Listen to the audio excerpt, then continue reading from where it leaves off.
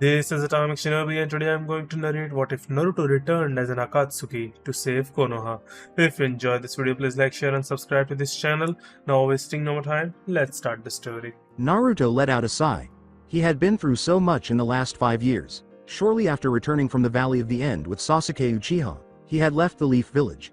He had nearly broken every bone in his body, just as he had promised the Uchiha. Sakura welcomed him upon his return. But it wasn't the welcome he had anticipated. Rewind. Naruto gritted his teeth and remarked, "Well, Sasuke, looks like we're back at the village now." The Chidori hole in his chest was bleeding, and it hurt a lot. Naruto could see the village's enormous gates. Sakura was standing there waiting for him when he passed them.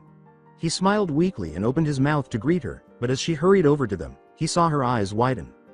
Before tearing Sasuke from Naruto's grasp and hurling her blonde teammate to the ground, Sakura yelled at him, "What did you do to Sasuke-kun?" I brought him back," Naruto stumbled, gripping his chest uneasily. "It looks like you almost killed him, you baka." But Sakura-chan, I told you I would bring him back and I did. I fulfilled my prom." Slap. Naruto touched his face and was at a loss for words as the sound of the slap seemed to reverberate throughout Konoha.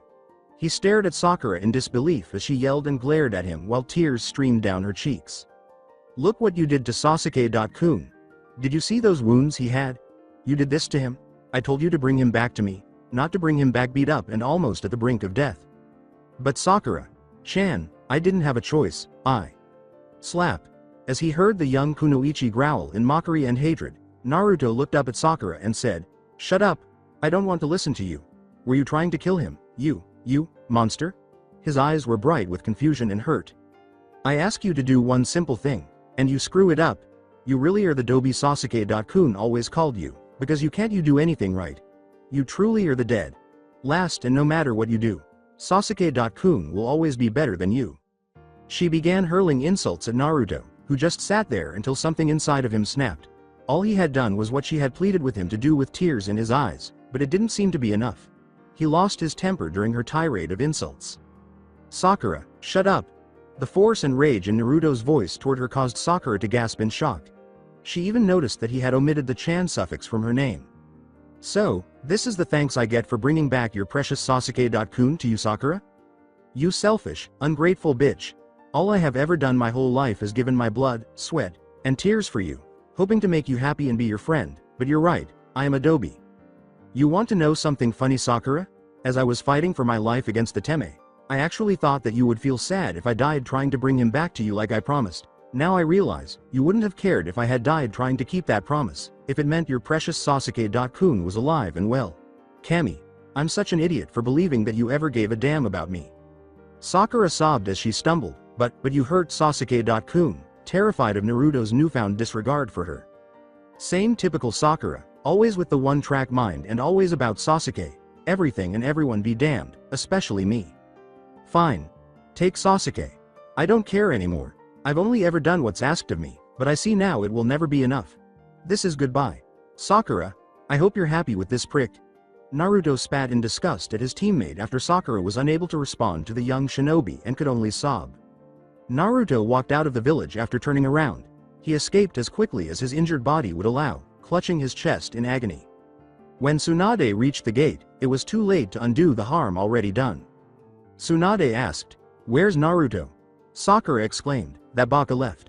Look what he did to Sasuke-kun."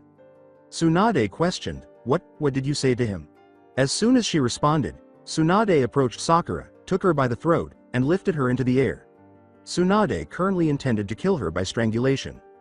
Shizune begged her sensei, "Tsunade, stop, you can't just go and kill her." "Why the hell not?" What she said to Naruto made him leave right after coming back, she shouted. Sakura's face was now becoming discolored due to oxygen deprivation. At last, Tsunade released Sakura and gave several shinobi instructions to transport the severely battered Sasuke and Sakura, who were now unconscious, to the hospital. In an alley stood a young girl with indigo hair. She had seen the entire event. She was unable to speak or move. She simply stood there in tears. She was upset, too. Although she had never felt that way about anyone, Sakura had done something that she would never be able to forgive. Flashback ends. Naruto was still furious about that incident. He had cut himself off from everyone after that. There would be no more harm to him. He encountered Itachi and Kisame shortly after leaving the Leaf Village. His services were needed by them. Rewind. Naruto had been out of the village for a few weeks. In order to support himself, he had taken a few menial jobs in the different towns he visited. To hide from anyone who might try to find him, he lived in the woods. At the moment, Naruto was packing the few things he owned when two figures materialized close by. They had attempted to take him away a few weeks prior, so Naruto knew who they were. Well, if it isn't Kisame and Itachi. You guys trying to capture me again for the furball? According to Kisame, no, not this time around, kid. Kisame is correct. This time we are in need of your help.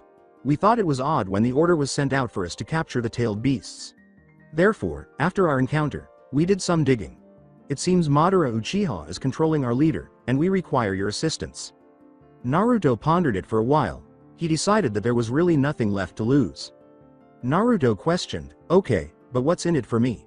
Itachi said, well, what do you want? Well, if we manage to pull this off, and I live, I want you two to train me. Kisame simply shrugged in agreement as Itachi glanced at him. We find this to be acceptable. Myself and Kisame will train you if we manage to succeed with this plan, Itachi responded. Naruto and Itachi trembled on it. Along with Kisame and Itachi, he set out to implement their plan. Flashback ends. A sip of Naruto's sake was taken. The plan had worked, but Madara escaped when they attempted to kill him. Madara had fled to the Orochimaru controlled Hidden Sound Village. They searched the entire village for him but couldn't find him. The Akatsuki, because Madara could no longer keep pain under control. Now they were hired mercenaries. Just as they had been at the beginning. Since finding the tailed beasts was never their original objective, they stopped searching for them. Though not frequently, the group did occasionally provide free assistance to others. Because Itachi and Kisame had fulfilled their promises, Naruto was appreciative of this group. The two imparted all of their knowledge and skills to Naruto. Although he didn't wear the same cloak as them, they allowed him to join their group. Those red clouds he detested. All he had on was a simple black cloak. Naruto frequently used the two ninjutsu he carried. You wouldn't know he had swords until he used them because they were hidden beneath his cloak.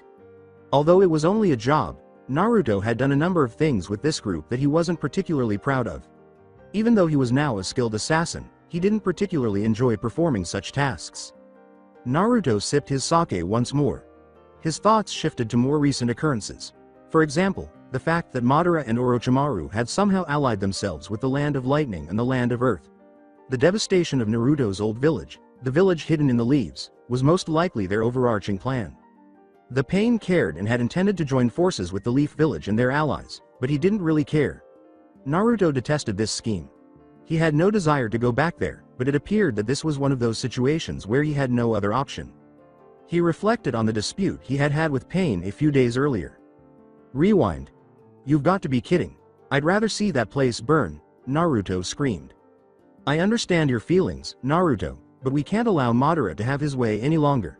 This must be done, even if you dislike the prospect. Dislike is not a harsh enough word to describe how I feel about it, Yahiko. Naruto, I need your help on this one. I need people who once lived there to do the negotiations. We will be helping Konoha and their allies from now on, and that's the final verdict. Do you think Sasori wants to deal with his past in the Sand Village? I doubt Kisame wishes to deal with his problems in Kiri either. I've already sent word to their Hokage that we will be coming in 2 days, but I did not say you were among our ranks. I felt that was something you should tell them, since they don't know. Naruto started to leave, but he halted and turned back to face Yahiko. Okay, I'll do it. Naruto left the room after saying, but this is your only favor, Yahiko.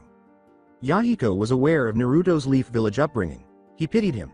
Yahiko felt sorry for Naruto, but he never felt sorry for anyone else. If he were Naruto, he wouldn't want to go back either. The flashback has ended. Naruto let out a sigh. Since learning that he would be going back to the location where it all began for him today, he had been sipping sake all day. He inspected the 7 bottles he had already consumed. Someone stopped him as he reached for another. Itachi said, drinking won't help, Naruto, at least, not for long. I know, he said in a whisper. Itachi sat down on the other side of the table from Naruto and remarked, you know today is the day we will be returning to the Leaf Village. Yeah, I know. I just planned on never returning to that place. Yes, well, life hardly ever works out how we plan it, Naruto.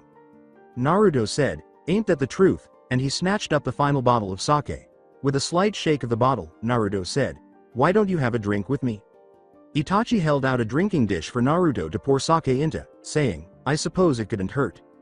"Did you ever think you would go back to the village, Itachi?" "No, I never thought a day would come where I would go back to defend that place." Naruto had not looked this down since Itachi had questioned him about what had caused him to leave the village. Though it seemed Naruto's departure from the village was much more difficult for him, he hadn't had a particularly good one either. Looking at what was left of the sake in the clay bottle, Naruto remarked sadly, "Well, at least once your little secret is out you will be welcomed back with open arms. While I will still be hated as the demon brat no matter what I do." He gulped down what was left of the bottle. Naruto extracted his old, slashed, through forehead protector from inside his coat. He placed it on his head slowly. He believed it would be appropriate to wear it now, even though he had never intended to do so again. Naruto gazed at Konoha's enormous front gates. This was a sight he hadn't seen in 5 years. He hoped he wouldn't have to witness it once more. For him, the sight only served to evoke unpleasant memories. He glanced at the other Akatsuki members, each donning a straw hat and a black cloak adorned with red clouds. Since he didn't have those red clouds on his cloak, he was the only one with somewhat different attire. Tsunade was waiting for them at the front gates, and 4 Junin were serving as her guards. Asuma Sarutobi, Might Guy, Kurenai Yuhi, and Kakashi Hitaki made up the Junin. "Well, Lady Tsunade, it's nice to be greeted so well," Pain replied. "Yes, well, I thought it best to meet you at the front gate so there were no misunderstandings." After a brief pause, Naruto said, "Pain, I will meet you and the rest in the council chambers in 15 minutes. There are some things I need to take care of." "Of course, just remember to be there in 15 minutes. With your permission of course, Lady Tsunade." "I assure you he won't cause any trouble inside the village," Pain asked sincerely. Tsunade answered, "Very well, I will allow him to tour the village." Enbu was observing Tsunade from the rooftops. Everywhere the Akatsuki member went, they would follow him. In a burst of red light, Naruto vanished to attend to his business. Except for the other Akatsuki members, everyone was taken aback by the sight. 2 Enbu squads were running around in search of the Akatsuki member. When the silence was broken, Pain said, "Well, lead on, Lady Tsunade." Before calling the council meeting, they all went to her office to talk about a few hot-button topics. Alongside Naruto arriving at the academy was Naruto. There weren't many people who ever showed him kindness. He hoped Iruka was still employed here as a teacher. Naruto strolled through the corridors of the academy. As he moved through the hallways, teachers were scuttling into rooms. An Akatsuki member who simply wore a plain black robe was well known to them all. Their behavior rather amused Naruto. At last, Naruto entered the room where Iruka conducted his lessons. He opened the door just enough to discover that Iruka was still teaching. Everyone turned to look at him as he entered the room. Iruka was prepared with a kunai in case something went wrong. The Hokage had warned him not to attack. That did not, however, imply that he would become less vigilant around them. Iruka questioned, "What do I owe the pleasure of this visit?" He knew he had no chance in a full-on battle, which is why his voice was tense. Naruto retorted, "Don't be so tense, Iruka. I only came here to see you." Iruka's eyebrow went up. "Why would you come to see me of all people?" "Well, I guess I don't sound the same as I used to, nor am I as short. However, I used to come to your class in the academy." Iruka considered it for a while. It was a strangely familiar voice. Then it dawned on him, and he recognized the face before him. Mouthing, Iruka asked, "Naruto?" Naruto confirmed by nodding his head. "It's been some time, hasn't it, Iruka? I never expected you to be a part of the Akatsuki." Iruka was unsure of how to behave. He was both pleased that Naruto was doing well and disappointed that he had joined that group. "And I never thought I'd ever return to this village. Life is full of surprises," said Naruto. "Class, take an early break while I talk with our guest." Following orders, the class swiftly filed out of the room. If a fight started, they didn't want to be in the room. "I'm rather short on time, Iruka, so if you want to talk, you will just have to come with me to my next destination." Iruka inquired, "Where were you planning on going?" Naruto said simply, "The old man's grave," and left the room. Taking a sign, Iruka hurried out of the room. He placed the sign on the door and closed it.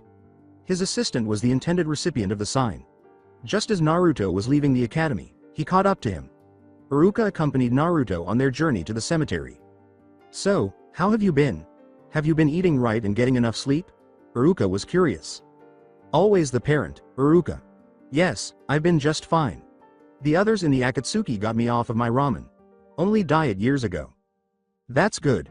I told you for years only eating ramen wasn't good enough for you. Iruka was unable to see the tiny smile that Naruto had cracked. The rooftops caught Naruto's attention. He noticed that the Anbu was observing his every move. After the brief exchange, they remained silent until they arrived at the cemetery. Well, old man, it's been 5 years, Naruto addressed the gravestone of Hiruzen.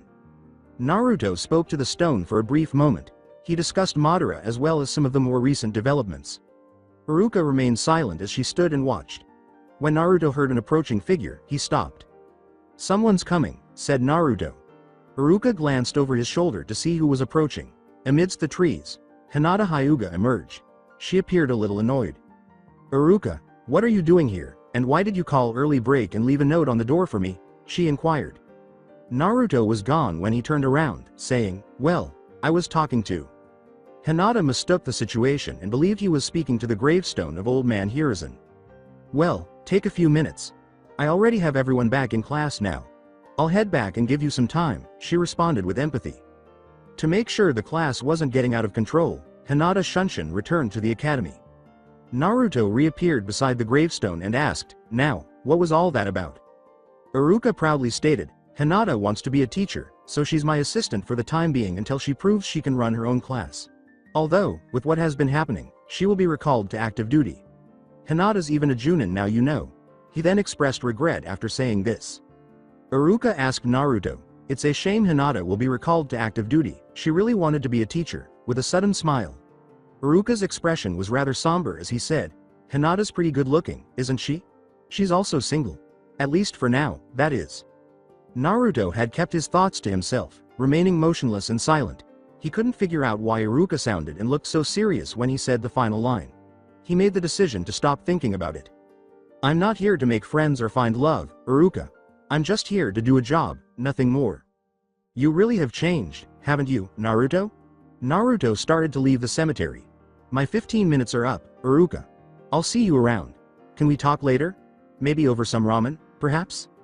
Iruka said, I would like that, right before Naruto vanished. Naruto showed up in the council room. At the door, he noticed the 2 Anbu guards. As he approached the double doors, he sensed their uneasiness. All of the Akatsuki members were standing around the room, looking a little irritated, when he pushed open the double doors. Pain and Itachi were standing in the middle of the room, both of them speaking with their hats off. Naruto heard Pain say, you're late. Naruto snapped back, yeah, it's not like I'm really needed here anyhow, with a sour tone. Along with a few of the other members, Naruto simply leaned against the wall. Naruto listened to the dispute over the Akatsuki's demands between the Shinobi Council and the Civilian Council. The Akatsuki weren't asking for much, and the council's lack of authority over them was probably the problem. They could only be ordered by the Hokage, according to the contract. Naruto let out a sigh, and Itachi seemed to be waiting for him to speak. Naruto approached and moved into the center of the space. When Naruto faced the Hokage, everyone fell silent. Tsunade, do you find our demands to be acceptable? Yes, I find them to be acceptable. What do the clan heads have to say about it? I think I speak for the rest when I say we find them to be acceptable. We had honestly expected your group to demand more, Heishi said. Well, if you all agree, then it's settled. They shouted, wait, what do you mean it's settled? Koharu and Homura. The Hokage and the clan heads have agreed. Therefore, there is nothing more to be discussed, Naruto said, attempting to control his rage. As he spoke, Naruto was attempting to be courteous and avoid hurting anyone. Since there would be numerous issues if he killed a council member, Pain did not want him to do so. Danzo made the decision to speak. We are the Hokage's advisors. We have a say in the matter when it comes to something as important as this. No, you don't. I know what the 3 of you are like, always scheming and plotting to keep your own power. You 3 are far past your prime. I'm surprised Hiruzen didn't just retire the 3 of you and appoint younger advisors, Naruto said in a manner that made their hearts race. Homura shouted, how dare you talk to us like that, instead? How dare I? Shouted Naruto. You 3 were most responsible for my shitty life in this damn village. The only reason I didn't kill the 3 of you in your sleep was because Pain and Itachi asked me not to. I'll be damned if I do or go with anything you 3 worthless bastards have to say. In fact, this man frightened Danzo, Homura, and Koharu. Who are you? Inquired Danzo. Who am I? Oh, so you haven't figured it out. I'm the one person besides my Nissan, Itachi, who has more desire to kill you 3 than anyone else. I'm surprised you've forgotten about me. considering all the time you three old farts spent making my life a living hell growing up. That really says you three fossils are far too old to be sitting on the council anymore, Naruto said as he took off his hat and revealed his identity. It's been some time, hasn't it, Ba-chan? Tsunade was taken aback. The Akatsuki were with Naruto. Unsure of what to say to him, she simply stared at him. For the previous 5 years, she had unsuccessfully sent shinobi out to find him. She now understood why they had spent so much time looking for him. The clan leaders and Tsunade's 3 advisors were equally taken aback. Until Tsunade spoke again, the room fell silent. The words, "You're finally home, Naruto," conveyed a wide range of emotions in Tsunade's voice. They included regret and sadness over the events of 5 years ago. "I'm not home, Bachan. I haven't considered this place home since that day I brought Sasuke back from the Valley of the End. I'm here to do a favor for the men standing behind me, nothing more. I'm not here to make friends nor have people apologize to me. The job is all I'm here for." Naruto had completed speaking and listening to everyone present. He walked out the double doors after turning around. Tsunade started to say, but Naruto had already left the room. Tsunade let out a sigh. Although she was disappointed that Naruto had changed so much, she had actually been anticipating this moment when she next saw him. That didn't mean she was ready for it, though. Tsunade tossed Itachi a key and said, "Itachi, give this to him, would you?" He caught the key and asked, "What's this?" "That's the key to the Namikaze estate. The place has been kept up with over the years and it is rightfully his." In the council room, many people merely gazed at her. Today, it was finally confirmed who Naruto's parents were, as some had long suspected. The last of Namikaze and Uzumaki to survive was Naruto. All of them started to leave the council chambers after saying, "I'll be sure to deliver it to him." "Wait, Itachi, you said you were having trouble with your eyes earlier. Do you want me to check them out and see what I can do?" "Yes. I'll be at the hospital in 20 minutes. Before long, the Akatsuki departed the room. Naruto's intervention had made it easy for them to settle their business. Naruto was waiting for them when they all stepped outside. Naruto caught the key that Itachi threw him. He said, "What's this?" Itachi turned to the others and said, "Tsunade wanted you to have the key to your parents' home. Why don't you guys go look around?" All of them simply nodded before splitting up into pairs. Despite the fact that he was by no means the weakest member of the group, Naruto was treated like their little brother and they still watched out for him. "You know that saying, everything happens for a reason?" "Yes, I've heard it a few times," answered Itachi. Naruto threw him the key and said, "I've had so much crap happen in my life. I just can't see how there is a reason for it all." Naruto put his hat back on and left, saying, "You guys go check it out. I'm just going to wander for a bit." Alongside Hinata was instructing a class in shuriken and kunai throwing techniques. Her final class of the day was this one. Half the boys in the class were swooning over her as she demonstrated how to throw these ninja weapons. In fact, the other half was listening to her. Because they admired her, the girls in the class were paying attention. Hinata had developed into one of the village's greatest kunoichi over the years. She was attractive and powerful. 2 years prior, Hinata had disposed of her bulky jacket. At this point, Hinata was wearing a long, sleeved white shirt with a yin-yang symbol on the back. Many women in the village were envious of her womanly figure and curves, which were flaunted by the shirt that fit her body like a glove. Hinata wore a mesh undergarment underneath the shirt, which gave a tantalizing glimpse of the young Hyuga woman's ample cleavage. The shirt featured an 8-inch vertical cut in the middle from the collar. Her wrists were in the dark purple sleeves of the shirt. Hinata was dressed in tight, fitting dark blue pants that hung down to her ankles on her long, sleek, and slender legs. The straps of her black sandals extended to the bottom of her trousers. Her hair had grown out until it reached her butt. At one time or another, every man in the village had made an attempt to entice her to join them. But she would always respond to them in the same way. She responded to every man who asked her out by saying, "I already know who I want to date, and he is not you." Hinata's skills in her family's style were comparable to those of her father, Heishi, and cousin, Neji. She was incredibly skilled at water ninjutsu. She was able to use a ranked water ninjutsu even in the absence of water. Only the Naidame and a select few could claim to have achieved that. Hinata even spent 3 years working as an apprentice for Tsunade. She was also an excellent medical ninja with her Baikugan, which allowed her to see inside the body while treating it. As the students started attempting to throw the weapons, Hinata observed. The majority of them threw the weapons fairly well. However, some people were always better at it than others. She did enjoy instructing the children on how to become the village's shinobi. After hitting the target just once, one of the girls in the class broke down in tears. Hinata approached the girl and struck up a conversation.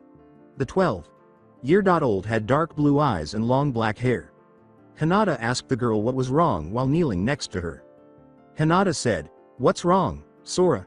With tears in her eyes, she uttered, "I just don't get it. Why can't I hit the target like everyone else, Nichan? Not everyone can do things right away. Sometimes it takes more effort to get the result that you're looking for," Hinata said in a reassuring manner. The first part was obviously a little lie, but it did what she wanted it to because it made Sora feel better. "I knew a boy. His name was Naruto. When he was your age, he couldn't really hit the target either, but he never gave up. He tried again and again until he became just as good at it as anyone else. Because of that determination, he beat my cousin Neji in the Chunin exam finals when he was 13. "Really?" inquired Sora. Hinata smiled and remarked, "Yes, Naruto was quite the determined individual." Wondering, "Where is Naruto now?" Sora inquired.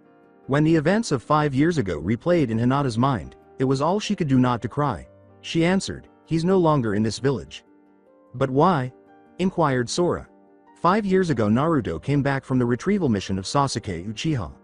Some people were not satisfied with how badly beaten Sasuke was, so they drove him out of the village. He hasn't been back since then. She grinned at the little girl.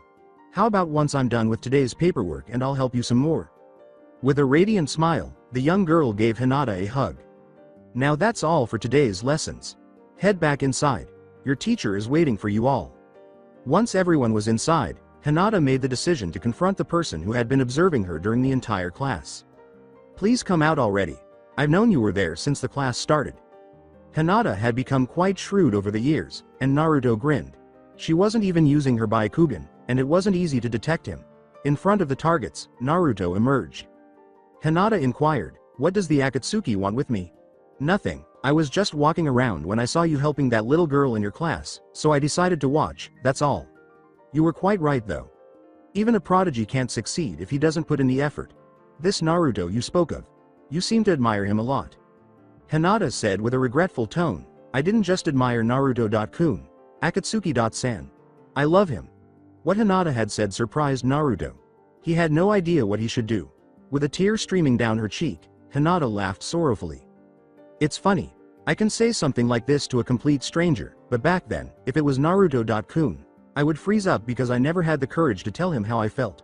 After he left, though, I finally was able to find the strength and courage to admit to everyone that I loved him. Maybe if I saw him once more, I could admit my feelings to him." Hinata looked at the ground with a sorrowful sigh. "Probably not, though. I would just freeze up again even now if I did see him." In fact, Naruto felt bad. He hadn't experienced that in 5 years. Naruto made the decision to probe a bit more. "Are you still waiting for this man to return?" As more tears streamed down her cheeks, Hinata smiled sorrowfully. "I am waiting, yes. Although I won't have that luxury much longer." "I don't understand. You won't wait any longer?" Hinata finally broke down and started sobbing uncontrollably, saying, "It's not that I won't wait, it's just my clan, and excuse me." She fled into the academy to be by herself, tears running down her cheeks. Iruka's words came back to Naruto. His voice tone, the expression on his face. Naruto vanished. He set out to locate Iruka. He would be aware of the situation. Iruka was sitting with a few other teachers in the teacher's lounge when Naruto discovered her. He approached the group. "Iruka, we need to talk. The rest of you leave the room." The other teachers hurried out of the room without even raising an objection. "What is it, Naruto? You sound so tense. You said something that made me curious, but I chose not to think about it until she said something very similar. You spoke as though she was going to be in a relationship soon, and when she said that she couldn't wait any longer and that she was crying as she said it, I thought that she was being forced into something. Well, I ran into Hinata, and she told me some interesting things about how she felt about me. Of course, she didn't know who I was." With a sorrowful sigh, Iruka said, "Naruto, sit down. I might as well explain the situation to you." Iruka was seated at the table, and Naruto sat down. "All right, tell me," insistent Naruto said. "Where do I start?" Iruka muttered, "I guess this is as good a place as any." "Naruto, Kiba never liked you much." The feeling was mutual. Naruto put back, "Yes, he was constantly smitten with Hinata as well. She would never give him any attention, though. He thought he had a chance with her after you left. He was shot down, of course." A little impatient, Naruto said, "Cut to the chase, Iruka." Kiba took over as his clan's leader last year. The council meetings are still run by his mother, but only until Kiba is prepared to take over that role as well. Nonetheless, Kiba is the Inuzuka clan's recognized leader. Recently, he made another attempt to court Hinata, but she rejected him. Thus, Kiba proposed marriage to Heishi. Since then, Heishi has accepted the marriage proposal. Iruka halted because he sensed Naruto's murderous intent. This is just one more reason why I despise this foolish community. With an angry tone, Naruto said, "They force people to do things they would never want to." Naruto stood up and left the room. "Naruto, there is nothing you can do about it." "Oh, but there are a great many things I can do about it," Naruto said gloomily as he stopped, and then he left the room to make plans for what he should do about Kiba Inuzuka, the mutt. Alongside Kisame and Itachi, who had just finished his hospital check-up, was grateful that Tsunade could repair the damage to his ocular nerves, which were being harmed with each use of the second stage of the Sharingan. He would need to return for a few more treatments before his eyes were completely healed, but she was also able to do something about the bothersome disease he had been suffering from for so long, though he wasn't completely cured of it yet because Tsunade needed time to make the medication. Additionally, he would need to receive routine eye treatments whenever he used the Sharingan. Naruto was waiting for them as they were leaving the hospital grounds. "So, enjoy yourself while exploring the village's streets?" "People didn't want to be around me," he said. "It was kind of fun to watch them squirm." Naruto had no intention of telling any of the Akatsuki members about what had happened just a moment before. The members of the Akatsuki changed shortly after Naruto joined, and the group as a whole began acting like one big family. Well, a rather large, dysfunctional family, given that it is full of psychopaths, treating him as if he were the youngest member. "Well, I'm glad you found the walk through the village funny," Itachi said. "How about we visit the house where your parents used to live?" "Yeah, let's see what kind of place I get to crash in this time," said Kisame. Itachi answered, "If you don't like the building, Kisame, don't destroy it."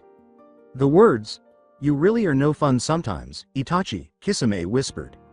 The three of them strolled around and discovered that Naruto's parents lived on a rather large estate. Given the size of the house, it must have had 14 bedrooms, though they wouldn't be absolutely certain until they went inside and looked. Itachi simply rolled his eyes. The two of them were friends, but occasionally Kisami's antics could be a bit much. The house was covered in a thick layer of dust, as if no one had been inside for 18 years, but fortunately the furniture was made of plastic, so it would be easy to clean everything that way. They looked around and saw that there were actually 12 bedrooms, a large study, 6 bathrooms, a dojo, and a hot spring in a smaller building next door. "Whoa, I'm amazed, sincerely impressed," Kisame said. "I didn't think your parents were this loaded. That wasn't something that was done lightly." "Will you go get the others for me, Kisame?" Itachi inquired. He muttered, "Yeah, I guess," and went off to gather everyone. It didn't take Naruto and Itachi long to see everyone arriving, and they were all in awe of his parents' enormous home. Holding on to Yahiko's arm, Konan said, "Wow, I never thought your parents would have such an amazing house, Naruto," as they entered the room where Naruto was. Nagato had passed away a year ago, but not before he had succeeded in reviving Yahiko's soul and reintegrating it into his body. Nagato had known for a while that he was not going to live much longer, and when Madara's hold on him was broken, he devoted all of his time and energy to figuring out how to do so, and eventually succeeded. Nagato had known that he had significantly reduced his life expectancy ever since he had those chakra rods in his back, which was one of the reasons he had preserved Yahiko's body. Before passing away soon after reviving Yahiko, he had given him 2 more gifts. The Rinnegan and the Diva Realm abilities he had originally bestowed that body. Yahiko's body was in perfect condition, so well preserved that he could even father children if he so desired. Since Nagato's death, he had been the cage of the Rain Village, but he was only going to involve his group in this war. His village had been destroyed by war too many times, and he was not going to let it happen again. To his group, he was Yahiko. To others, he was Pain, the Akatsuki leader. And he was known as Pain in public. Yahiko didn't use the other 5 bodies. He had the chakra rods taken out and the bodies buried. With the return of her life's love and the loss of one of her closest friends, Konan felt both joy and sorrow. Naruto made a suggestive remark, "You know, Konan, there are a few rooms with king-size beds, I'm sure you will want one of those." It's not like their relationship was a secret to anyone in the group. They just felt a little embarrassed when they started talking about it like that. Yahiko had a little pink on his cheeks, and Konan blushed heavily. She understood what Naruto was getting at. Naruto glanced at Hidan, who was still as foul-mouthed as ever after 5 years of knowing him, and he probably wouldn't change anytime soon. His gaze shifted to Kisame, who was a constant. "Well, constant in the sense that he loved to act like a raging psychopath and rip things to pieces with his sword. Naruto glanced at Kakuzu, who wasn't entirely sure what his obsession with money was about, but he certainly had it bad. Deidara was busy tinkering with his clay, and Naruto saw that he really enjoyed using his jutsu to blow things up. Naruto had to admit that occasionally causing some destruction was interesting, but not to the degree that Deidara enjoyed it. Sasori, who loved his puppets, whether in battle or as a hobby, was climbing the stairs. He was a perfectionist who had a strange fixation with being on time and everyone else being on time. Naruto, who had to acknowledge that Itachi was a difficult person to read and that he was one of the strongest fighters in the Akatsuki, and not just because of his Sharingan, saw him wandering into the kitchen. It was difficult to have a normal conversation because of Zetsu's split personality, which made it awkward when the other half started butting in. Naruto looked around but didn't see him and assumed that he was looking at the various plant life on the estate because he was essentially half plant himself. Although Naruto would never acknowledge it, this was likely the closest thing he had ever had to a family. Although the organization was full of murderers and killers, he could always rely on them. Naruto ascended the stairs, but he had not yet seen the master bedroom. He came to a room with double doors, which he opened to reveal his parents' room. He picked up a picture of his mother and father that was on the nightstand. He had discovered his parents' identities a few years ago, but he had never been able to determine his mother's appearance until now. The two of them appeared incredibly content in the photo. He knew he had little choice, so he didn't hate or resent his father for what he did. For a while, he couldn't blame the villagers for not fulfilling his father's final wish, but he still hated them for how he had been treated in the past. The incident from 5 years ago flashed through his mind, and he gripped the picture tightly until the glass broke. With a sigh, Naruto removed his cloak and the long-sleeved t-shirt that was underneath it. His back and chest were covered in numerous scars, and he had what appeared to be tattoos on both arms that extended halfway to his elbows. However, they were actually a very intricate seal that Naruto himself had created, as well as a very intricate set of seals on both wrists. Naruto turned to see Itachi and Yahiko standing there when he heard someone enter the room. "What are your needs?" As he untrapped his ninjutsu, Naruto posed the question. "Actually, nothing. We came to see how you were doing. Is that an issue?" Itachi inquired. "No, not really," answered Naruto. Referring to the seals on his upper arms, Yahiko said, "I see you finally completed that time-space ninjutsu you were working on," though he was unsure of the meaning of the ones on his wrists. "Oh, these? In case you were wondering, no, I didn't leave any notes on any of these. That's a surprise for later," he said. "The power of this jutsu is simply too great to be passed down to the next generation. When I eventually die, they'll accompany me. I guess that's better that way. Ninjutsu involving time and space shouldn't have been created in the first place. Furthermore, yours is even better than the one your father created. It does in certain ways, it doesn't in others. So, earlier today, were you experimenting with it while strolling around the village?" Itachi inquired. "Yeah, I still need a lot more practice if I'm actually going to make it combat-worthy." "That difficult to manage?" Itachi inquired. "Yeah. Well, I guess we'll let you recuperate. In a few hours, Tsunade wants to see us. It's important, she says, and she wants some of us to go, and you're joining us," Yahiko said. "Yay for me," sarcastically said Naruto. Itachi and Yahiko left the room so that Naruto could rest for a few hours before they had to leave again. Naruto was exhausted from the emotional events of the day and the 7.5 bottles of sake he had consumed. He fell asleep on his bed while thinking about a few things, including a Hyuga girl. Alongside Hinata, after being distracted all day by her encounter with the Akatsuki member, Hinata was grading some papers that Iruka had asked her to do. She had discussed him with Iruka and felt that he was withholding something from her, so she simply sighed and resumed grading the papers in front of her. When she heard the door in front of her open, she looked up to see Sakura Haruno enter and place some papers on her desk. It appeared that Sakura was about to say something, but she changed her mind after Hinata gave her a stern look. Since Sakura hurt Naruto, Hinata had not spoken to her for 5 years. Whenever she saw Sakura, she thought of Naruto, and because of her, she never had the opportunity to express her feelings to him. Hinata detested Sakura and would never forgive her. She made a promise to herself that if she ever had the opportunity to see Naruto again, she would express her feelings to him, even though she was unaware that she had already done so. It took Sakura more than 3 years to get her old friends to talk to her again, but even after 5 long years, Hinata had never forgiven her, and she had never spoken to her once in the 5 years since she drove Naruto away. Sakura hung her head low as she left Hinata's classroom, the glare she had received not wavering in 5 years and cutting deeper than the sharpest blade. Naruto only slept for an hour before he woke up. He was unable to sleep because he was thinking about so many things. Thoughts were racing through Naruto's head as he sat up in bed. At the moment, he was unsure of what to do. He could simply hide his identity until the end of the war. Naruto was aware that Tsunade would forbid anyone from discussing the things that were said or observed during the council meeting. He was therefore free to hide his identity from people he used to know. However, since his conversation with Hinata, he had been experiencing this uneasy feeling in the pit of his stomach. He had never experienced anything like it before, so he was unsure of what it was. After getting out of bed, Naruto put on his plain black cloak and black long-sleeved shirt. He retrieved his ninjutsu and fastened them under the cloak once more. As he walked out, he picked up his hat and put it on. Naruto made the decision to temporarily hide his identity from his former pals.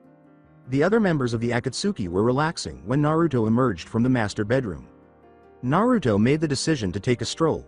Before he had to be anywhere, he had some time.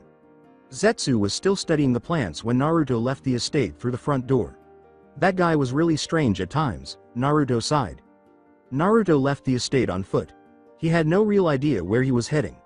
Naruto simply chose a path and began to move. As he started to walk, Naruto reflected on how little had truly changed during his absence. Before long, he was back at his former apartment building.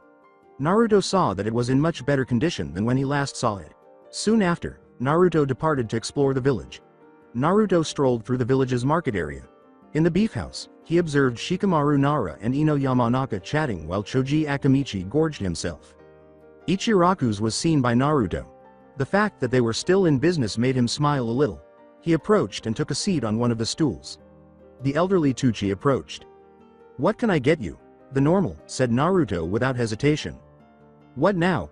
inquired Tucci. Naruto muttered, "Oh right, it's been a while since I've been here. 2 bowls of miso with beef."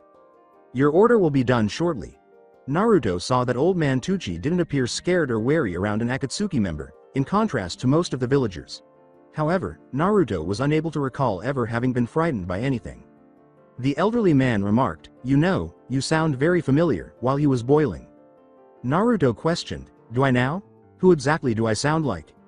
"You sound like my best customer, but he disappeared 5 years ago." "And who exactly was that?" The sighing Tucci said, "His name was Naruto Uzumaki."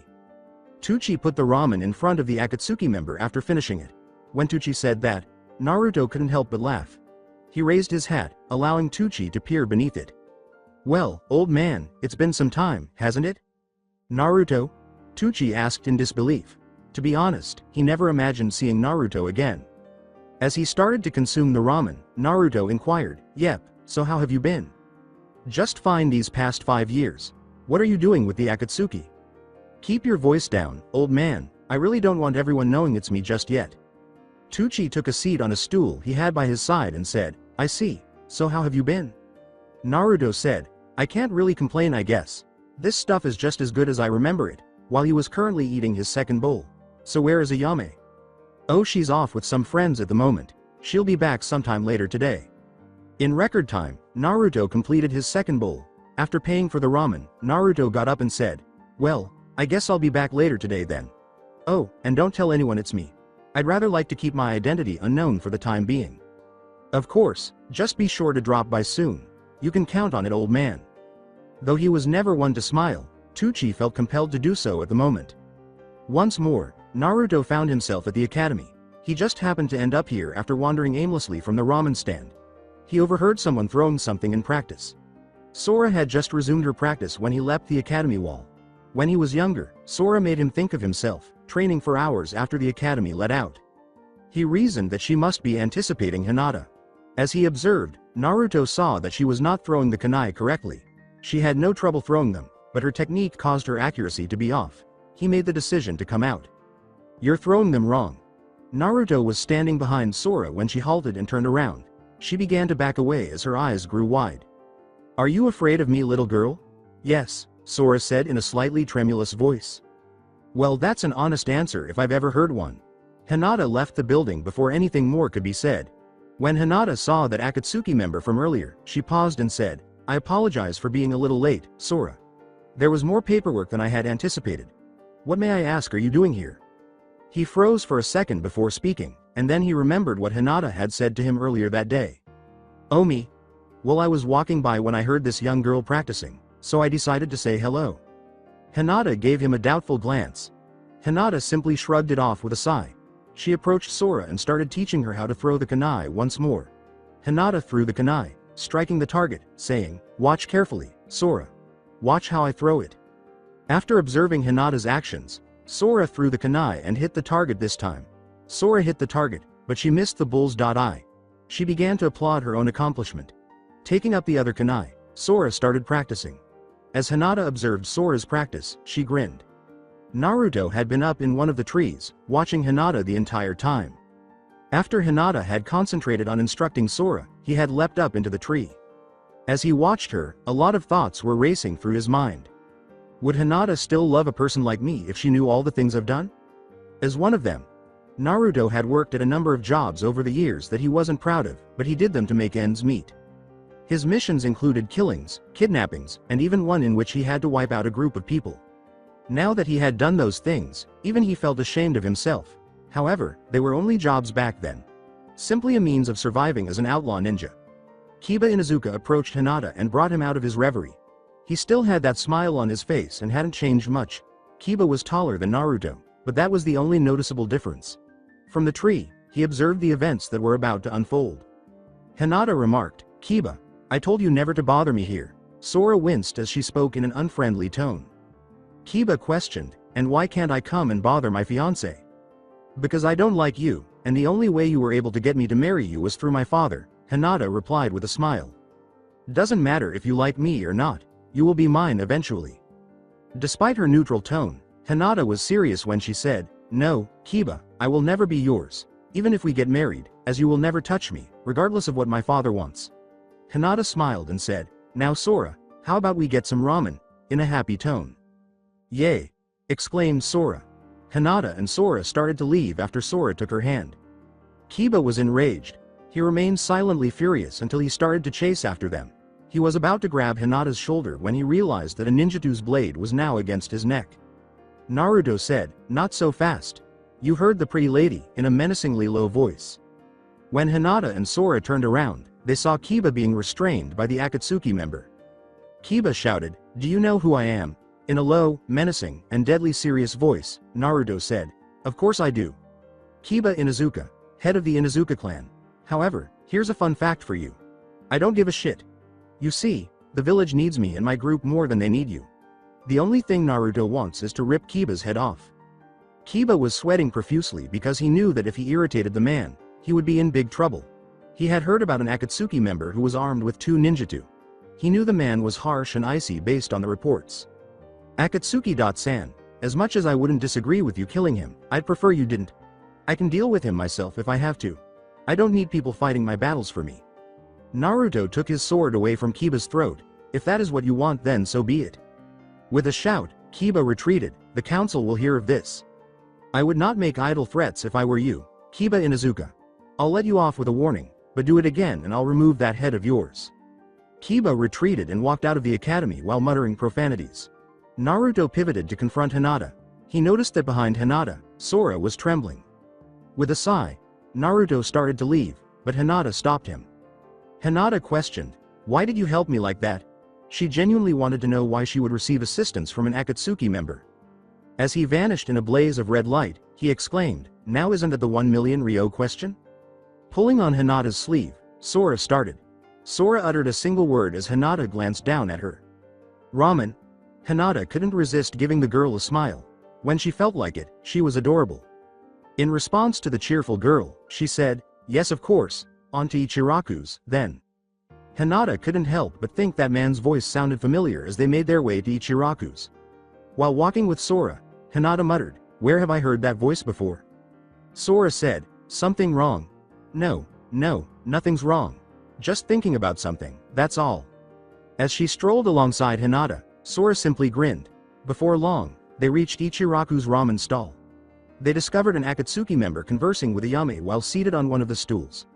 Hinata was observing them with interest. They appeared to be acquainted. Sora now had a slightly anxious expression. Hinata reassured Sora that everything was okay, saying, "It's okay, Sora, go take a seat, he won't hurt you." Sora approached and sat down in the seat that was most distant from Naruto. Hinata chose to take a seat at the stand directly beside him. They placed their orders together.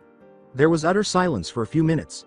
Since Hinata and Sora had taken a seat, Ayame had ceased speaking to the Akatsuki member. Naruto pointed to Sora and said, "So tell me, what's your relationship with that girl?" Sora: "Well, 2 years ago, I found her wandering the streets. I found out that she had no family or place to stay. Since I was living on my own, I took her in. Shortly after, I found out she had what it took to be a ninja, so I enrolled her at the academy. Why are you asking, anyhow?" Naruto turned his head to face Hinata and said, "Oh, no reason. Just trying to start a conversation, I suppose, instead." Hinata's heart seemed to stop when she saw his blue eyes beneath the hat. Since Naruto, she had not seen eyes like those. Hinata found herself lost in his gaze. She snapped out of her reverie when Ayame approached and placed her order in front of her, causing a light pink flush to appear on her face. She started eating her ramen, but she was unable to identify the cause of her illness. Why had she suddenly become anxious? When Hinata turned around again, the Akatsuki member had already left. Sora was eating her ramen carelessly when Hinata turned to face her. Naruto was now standing close to the ramen stand on a roof. "Well, are you going to tell her, Naruto?" Behind him, Naruto saw Itachi standing when he turned around. "Wait. You. Damn it, get your ass out here, Zetsu." "They made me do it," the white half said. The dark half said, "Yeah, right. You volunteered, dumbass." "Shut up," the half yelled person. "Both of you shut up. I'm not in the mood to hear you two arguing. So how much do you know?" Itachi grinned beneath his cap. "Oh, I know everything since you left us at the front gate." Naruto screamed, "Damn it, Nichin, mind your own business." "So, why aren't you going to tell her yet?" "I don't know, I really don't know what to do. Part of me wants to, but the other part just wants to stay closed off." Itachi vanished in a whirlpool of leaves after saying, "Well, you might want to make your decision soon. That girl doesn't have all that much time left to wait for you to make up your mind. Now, Tsunade wishes to speak with us about a few matters." Before vanishing in a flash of red, Naruto turned around and gave Hinata one final glance. Both of them showed up in the Hokage's office. Tsunade appeared to be anticipating their arrival. Tsunade arranged the papers neatly on her desk. Yahiko and Konan were seated in the chairs in front of Tsunade's desk when Naruto turned to face them. Yahiko said, "Ah, Naruto and Itachi are here, now we can begin." Tsunade questioned, "So we aren't waiting for the other members?" "No, Naruto and Itachi are from this village, so they're the only ones really needed. The other members will just go along with what is decided," replied Yahiko. "Very well, Pain. As of right now, the contract is still being looked over, even though I see no problem and neither do the clan leaders. The rest of the Shinobi Council wishes to look it over and discuss it." "Why exactly?" inquired Naruto. "As much as I want to just sign and pass it now, I want the others to be able to look it over in detail. Even though in the end it won't change anything and will be signed as is. I'm just trying to keep the peace in these troubling times." "Understandable," said Itachi. "So for the next 2 days or so, Akatsuki will be stuck inside the village. The cages from the Sand and Mist villages will be arriving a few days after. I've already talked with both of them about this arrangement. Both of them are a little troubled by it, but they understand the necessity of this alliance." Naruto thought, "So I get to see my old friend Gaara." "Is that all you require of us at the present time, Lady Tsunade?" Itachi responded. "Yes, that's the only matter I wish to discuss with you at the moment. Once the papers are signed, we can assign you to teams that you think would be best." Then Naruto vanished in a blaze of red light. "Well, if that's all, I'm going to wander some more around the village," he said. Just outside the Hokage Tower, Naruto materialized and simply began to move. Naruto soon found himself making his way back to his old residence via the streets and alleyways he knew so well. He noticed that the apartment complex had undergone renovations since he had lived there. With a sigh, Naruto returned to the crowded streets. As Naruto moved through the streets, the villagers gave him plenty of space. Before long, Naruto was standing in front of the Hyuga compound. He approached the front gate, but the 2 guards stopped him. "You cannot enter," said one of them. "Just go tell Heishi there is an Akatsuki member who wants to see him," Naruto said. The 2 guardsmen gestured with his head for the other to alert Heishi. As the Hyuga guard vanished into the estate, Naruto watched. After waiting for a few minutes, Naruto saw the guard return. "Heishi-sama has instructed me to escort you to him." "Lead the way," said Naruto. They made their way to Hiashi's office after strolling around the estate. The Akatsuki member entered after the guard opened the door. Heishi was sitting there staring at something when Naruto entered the room. After shutting the door, the guard departed. Heishi said, "Well, Naruto, I wasn't really expecting a visit from you," without raising his head from his work. Heishi gave Naruto a look. "I know you've already been in contact with my daughter and I'm sure that subject is what brought you here." "Yes, I have seen and talked with her. I've also heard she is living with a girl named Sora that she picked up off the streets." "I know about that. However, Sora isn't what you want to talk about now, is it? Why are you forcing her to marry Kiba? You know that dog doesn't want her for anything other than her body." "I already know what Kiba wants.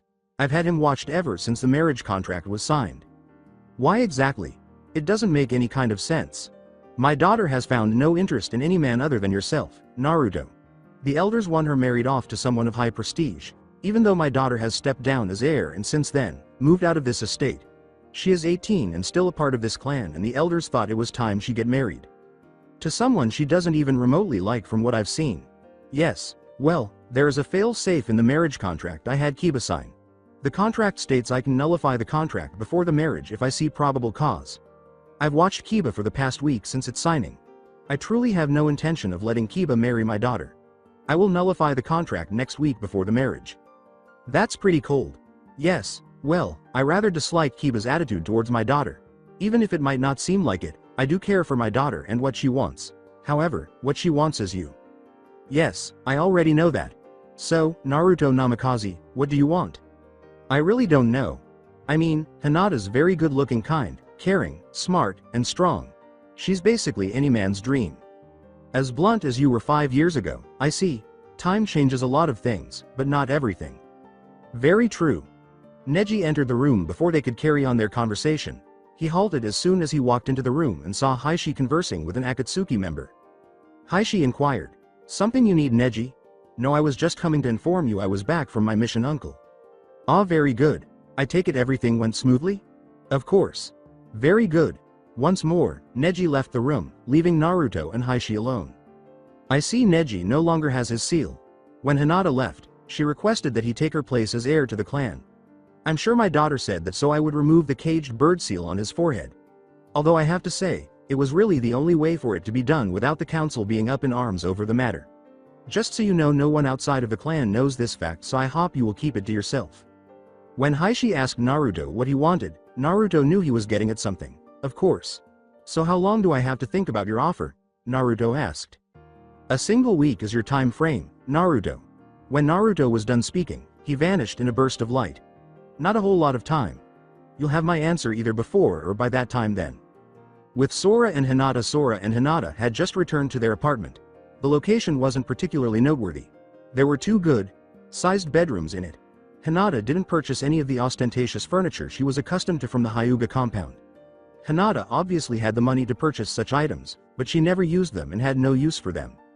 Hinata took a seat on the sofa. The sight of that Akatsuki member's eyes had diverted her attention. She was reminded of Naruto by those eyes. Sora was trying to speak to Hinata, but she hadn't noticed. Sora waved a hand in front of Hinata's face and said, "Hinata, Nichan?" At last, Hinata regained her composure. Hinata said, "I'm sorry, Sora. Did you need something?" "I was just wondering why you were spacing out since the ramen stand. Were you thinking about that Naruto guy again? When you talked about him earlier, you seemed to have liked him a lot." Hinata simply sighed, realizing that Sora's comment was spot on. "I still do like him a lot, Sora. But you said he went rogue 5 years ago after bringing the Uchiha back, and the Uchiha left again shortly after he was healed. At least that's what Iruka says." "I really don't care if he went rogue, Sora. Naruto-kun was driven out of the village by his other teammate, Sakura Haruno. Although, that isn't too widely known. Now, enough about this subject. Go do your homework." Even though Hinata didn't sound angry or upset, Sora could tell she didn't want to talk anymore. She simply left to complete her homework in her room. A knock on the door was heard by Hinata. An Anbu member was standing at the door when she approached it. "I've been informed to tell you that you're being called back to active duty." Hinata let out a sigh. "Thanks Tenten. I mean Anbu-san. Although it's against protocol, just refer to me by my name, Hinata." "Well, come in for a bit. I haven't talked with either you or Neji in quite some time." Tenten removed her mask and entered Hinata's house. Tenten was seated opposite Hinata on the couch. "So Hinata, how have you been?" Hinata said, "Could be better, I guess, in a tone that was subtly depressing. Yeah. Neji and I just got back earlier today to find out about you being engaged to Kiba. You know Neji wasn't too happy when he heard about that. Hinata let out a sigh. There's nothing he can do about it. Tenten gave Hinata a look. She appeared to be far too depressed, even if she was getting married to Kiba. You're thinking about Naruto again, aren't you? Gazing down at her hands in her lap, Hinata smiled sorrowfully. Hinata, he's been gone for 5 years now. When are you going to move on? I just can't, Tenten. Tenten sighed in frustration. Well, one of these days you will see he isn't coming back. Oh, on another note, I've heard you've been seeing a certain Akatsuki member ever since he arrived today. Hinata's eyebrow went up. What are you talking about? Tenten grinned broadly and said, well, I mean he came to the academy twice and you met him at Ichiraku's. Did he ask you out or something? She hoped this would lift Hinata's spirits, even though she knew nothing was happening. Hinata blushed a pale shade of pink. Hinata stumbled. It's not what it looks like, she said. Oh, I know, I was just trying to change the mood is all. Suddenly, there was a knock on the door. Hinata questioned, do you think that's Neji? Probably. I was supposed to only give you the message and go meet him, Tenten responded. Well, I should get going anyhow. Just remember to report to the Hokage's office tomorrow, alright? Hinata gave a nod. Alright. When Tenten opened the door and saw it was actually Neji, she said, I'm sorry, Hinata. I know you wanted to be a teacher and all. After saying goodbye to Neji, Tenten grinned and walked away. Since becoming Enbu a year ago, Neji and Tenten have been deployed on month-long assignments. For a while, Hinata simply stood in the doorway. Except for herself, everyone she knew seemed to have what they wanted. Sakura had even started dating. Hinata believed the woman with the pink hair didn't deserve that. With a sigh, Hinata entered her room. She took a seat on the bed and took a photo out of the bedside drawer. Neji, his team, Tsunade, Jiraiya, and the Rookie 9 were all included in the photo. Naruto stood beside Hinata, who was flushed. The actual photo was taken not long after Jiraiya and Naruto returned to the village with Tsunade. Hinata closed the drawer and replaced the photo inside. The sun was finally lowering, signaling the end of the day, as she glanced out the window. With Zetsu and Itachi Zetsu's white half, I told you, I don't want to follow Naruto around anymore, said. What, scared or something? The black half asked in jest. The white half cried, damn right, I don't want to die. Pansy, mumbled the black half. So you mean to tell me you don't want to follow Naruto around to see that hot little number he's going after? Unlike Hidan, we don't stay alive after our head is chopped off. Chicken shit. Both of them sensed a presence right behind them. Zetsu, both black and white, froze when they realized Naruto had arrived. The white half inquired, how long has he been here? Got me, but I think we're screwed, the black half came back. Itachi responded to their query by saying, he's been standing there since the hot little number part, as you so eloquently put it, before sipping his tea. Itachi rose and started to leave the room. They both exclaimed, wait, Itachi, where are you going? He said, well, I was going to go get some dinner, and then he vanished through the door. The white half screamed, please don't hurt me, Itachi made me do it. If you do something for me, I'll forget about the incident, said Naruto. We'll do it, the white half exclaimed. The black half said, before we agree to anything, I want to know what we're doing. We're agreeing, I don't want to die, nope. All you two have to do is follow Hinata if she leaves the village. Just follow her and keep out of sight and report to me if anything should happen to her. Then I will take care of the rest. Neither of them bothered to inquire as to why he wanted them to perform this task. The black half asked, do we get paid? Yes. A small amount of payment, and my word that I won't chop you into small pieces for that comment earlier or the fact you followed me around the village. We'll do it, both partners said, in an unidentified place. Except for the dim light in the center of the table, the entire room was dark. One of the figures shouted, we can't just hand Kumo an unsealed Byakugan wielder. The second figure threw a file and a picture into the dim light for everyone to see. If we hand one over to them, they will pull out of the war. At a later time we can eliminate the Byakugan wielder and any offspring they may have had. Although we only have one candidate who doesn't currently have a seal, the figure stated, it was a photo of Hinata Hyuga. Naruto and the other members of the Akatsuki had been here for 2 days. Thus far, their only activity had been to sit around the village. To pass the time, Naruto wandered the village and did his own thing. With the exception of spending more time at the Namikaze estate, the other members essentially followed the same routine. Naruto didn't spend much time there. He wasn't there except when he was sleeping. Naruto would occasionally run into Hinata while exploring the village and start a conversation. However, some people didn't think it was random at all. Neji, Shino, and Shikamaru were growing irritated. In their eyes, he appeared to be becoming too friendly with Hinata. Naruto was sipping sake while seated in a bar. Around 3 o'clock in the afternoon was the time. Hinata had departed on a mission 30 minutes prior. Now that Zetsu was observing her, Naruto didn't really care what the mission was. While he was inside, the bar was extremely quiet. They had been acting that way ever since he entered, and he made no attempt to calm them down. Naruto heard several people coming into the bar. He was fully aware of their identities. Neji, Shikamaru, and Shino were there. As they approached him from behind, Naruto simply grinned. As soon as possible, everyone who had been in the bar left. The owner of the bar even left the establishment. Naruto turned around and asked, "So, to whom do I owe the pleasure of this visit?" "Do you have any idea what we are doing here?" Neji responded. Naruto said, "I might, but do enlighten me," Neji Hyuga, while pouring himself more sake. "We are here to tell you to stop talking with Hinata Hyuga. We all dislike the fact that you're speaking with her," he said. "Are you now? How interesting. I always figured Hinata would be the one to tell me to leave her be. I have the feeling she doesn't know that you're doing this. She doesn't seem like the type to let others deal with problems for her." "We will use force if we have to," Neji said. Turning on the bar stool, Naruto turned. "Really? You'll force me to stop, will you? That is an interesting threat. Even if you are the best of your generation, do you really think you can?" According to Shikamaru, Neji, Tsunade told us not to do anything. Shikamaru is correct. Tsunade said we were not allowed to start a fight with the unknown Akatsuki member, Shino said. "You three will leave now." Jiraiya was standing in the doorway when they turned around. Shikamaru whispered, "Come on, Neji, it's troublesome to stay any longer." "Fine, I'll leave." With haste, the three of them exited the bar, closing the door behind them. Jiraiya approached Naruto and took a seat beside him. "It's been 5 years, Naruto. How have you been?" "I can't exactly complain, pervy sage." Jiraiya complained. "Can't you for once call me by my name?" "Nope, you will now and forever been known as the pervy sage. If I ever have kids, they, too, will call you pervy sage," Naruto proudly replied. "I figured you would stop by the estate sooner." "Oh, well, sorry about that. I only got back into the village about an hour ago, you see. I stopped by to find that you were out wandering around the village. I saw a bunch of people leaving this street, so I figured you were here. Now what was that all about with those three?" "Oh, them? They don't like the fact I'm talking with Hinata." "So they don't know who you are then?" "Nope. None of them do. Not even Hinata knows yet."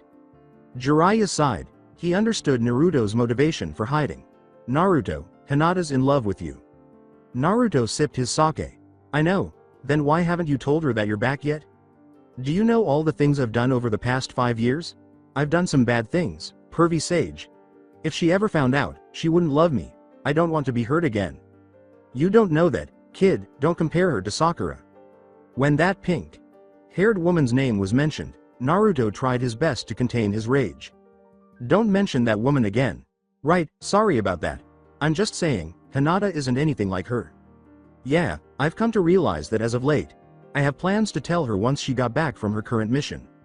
For a while, the two sat in silence, unable to think of anything else to discuss. Pulling out a drink, Jiraiya reached back behind the bar. Before opening it, he took out some cash for the drink. Before he spoke, Jiraiya sipped his drink. "Why the Akatsuki?" inquired Jiraiya. "I don't want to sound like I'm judging you or anything, Naruto, not that I have the right anymore, but they tried to kill you once." "I suppose they did." He heard Naruto's account of how Itachi and Kisame discovered him soon after he left the village. In order to carry out their plans, they also needed him to bring Madara out into the open. And lastly, the agreement he reached with Itachi and Kisame, provided their schemes succeeded. "It's not like I had too many options, Jiraiya. I really didn't have much to lose by trusting them."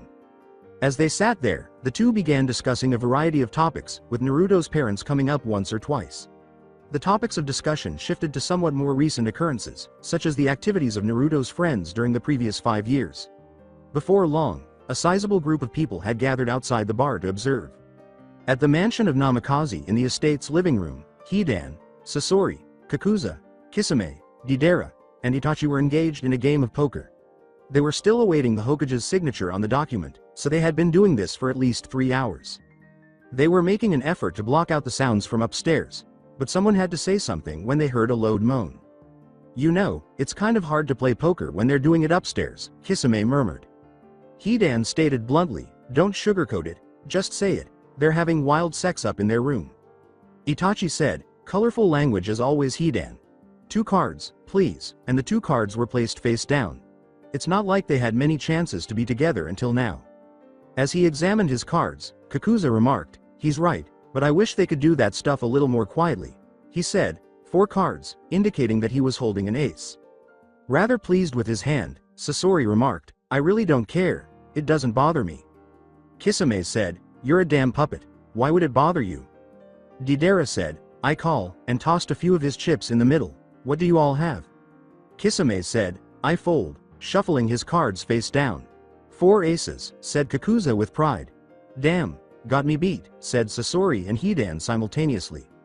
Shit, lost again, whined Deidara, it was 3 of a kind for him. Straight flush, said Itachi. He spread out his cards so they could all see them. Kakuza shouted, son of a bitch, you always win. Well, he doesn't always win. At least not when Naruto's here, Deidara said while rearranging the deck of cards. Yeah, that kid has the devil's luck or something, Kisame answered. As he examined his cards that Deidara had just dealt, Kakuza remarked, I would have to say he has luck in some things, but no luck in others. I mean his life was pretty shitty until he helped us then decided to stay. Yeah, I suppose that's true.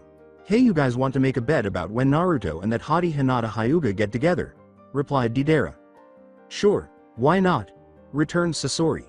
Each of them wagered on the times and dates of their choosing. Naturally, the wager would only be won by one of them. 3,000 Ryo was the winner's prize. Alongside Naruto was on his way to the ramen stand after concluding his conversation with Jiraiya. There, he had intended to meet Iruka for some ramen in a brief conversation. Free ramen was too good for Naruto to refuse. Iruka and Kakashi Hatake were seated at the ramen stand when Naruto arrived. Naruto approached and took a seat at one of the chairs. Kakashi remarked, it's been a while, Naruto, I suppose it has, Kakashi. I take it Iruka told you? No, Tsunade told me when I returned from my mission earlier today. I met up with Iruka and tagged along to this meeting. I see. So what have you been up to for the past 5 years, Kakashi? Hopefully you actually got past your issues and finally started dating again.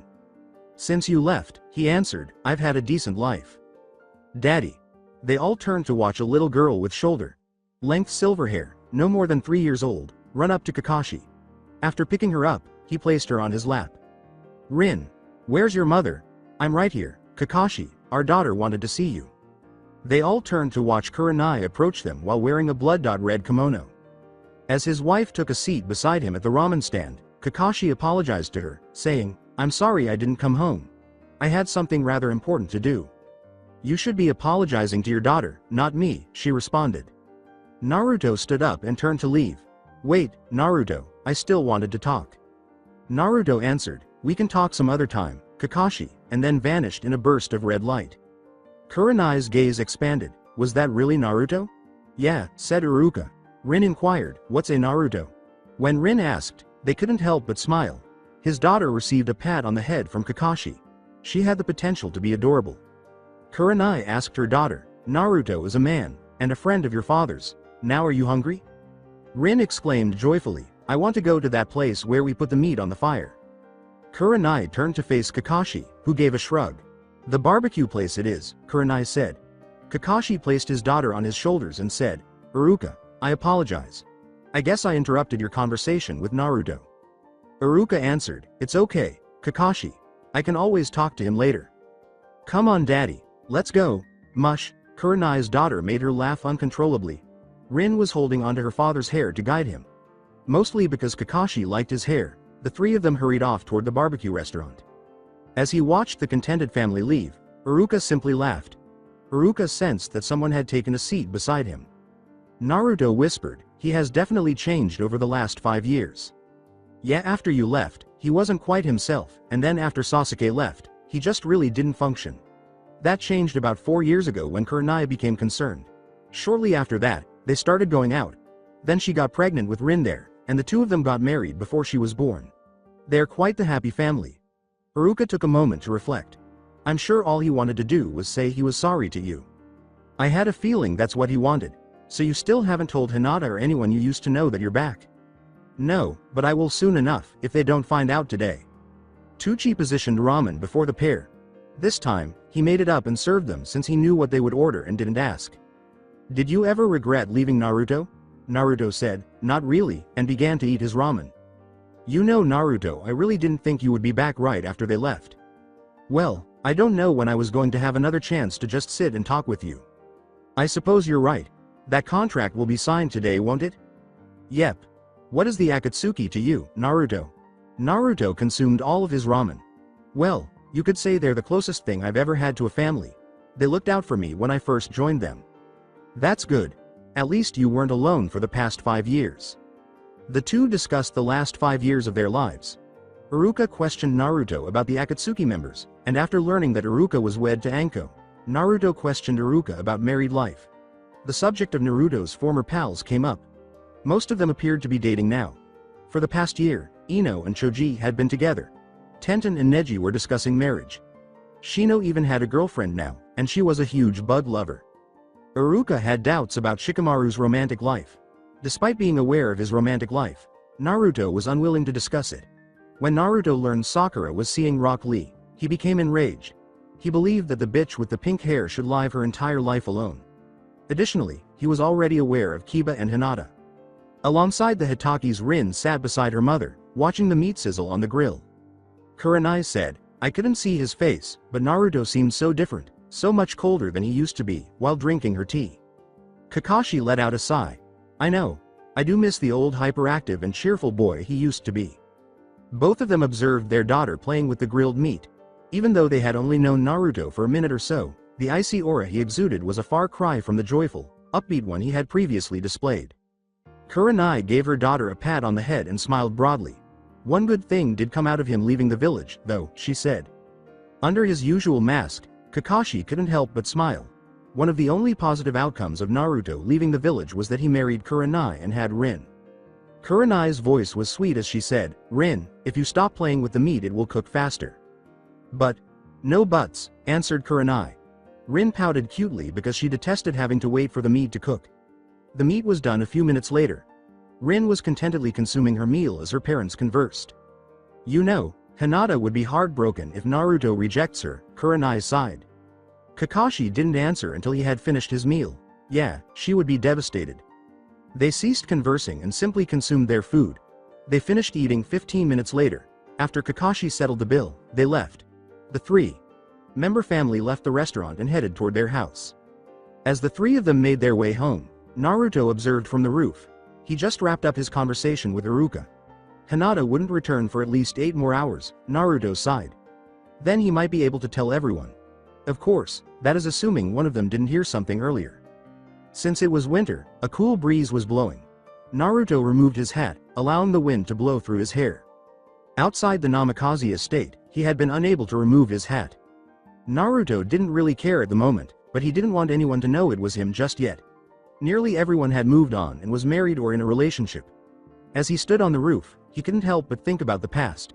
Naruto didn't know how long he stood there, but the sun had already started to set when he stopped thinking back.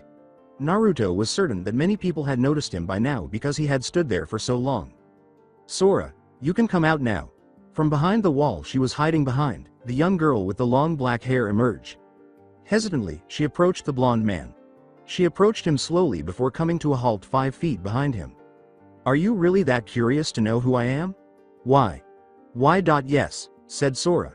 Naruto spun around and revealed his face to her. Sora's gaze widened. He resembled the boy in the photo that Hinata kept beside her bed. He was handsome, too, in her opinion. Why? You're Naruto Uzumaki. Indeed I am.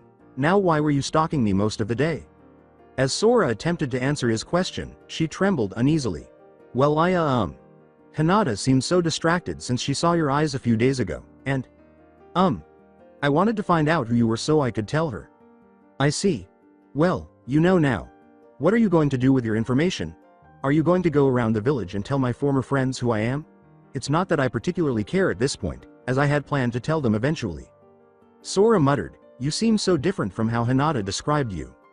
I suppose I have changed greatly since that time. I'll tell you something, people are who they choose to be and I chose to change.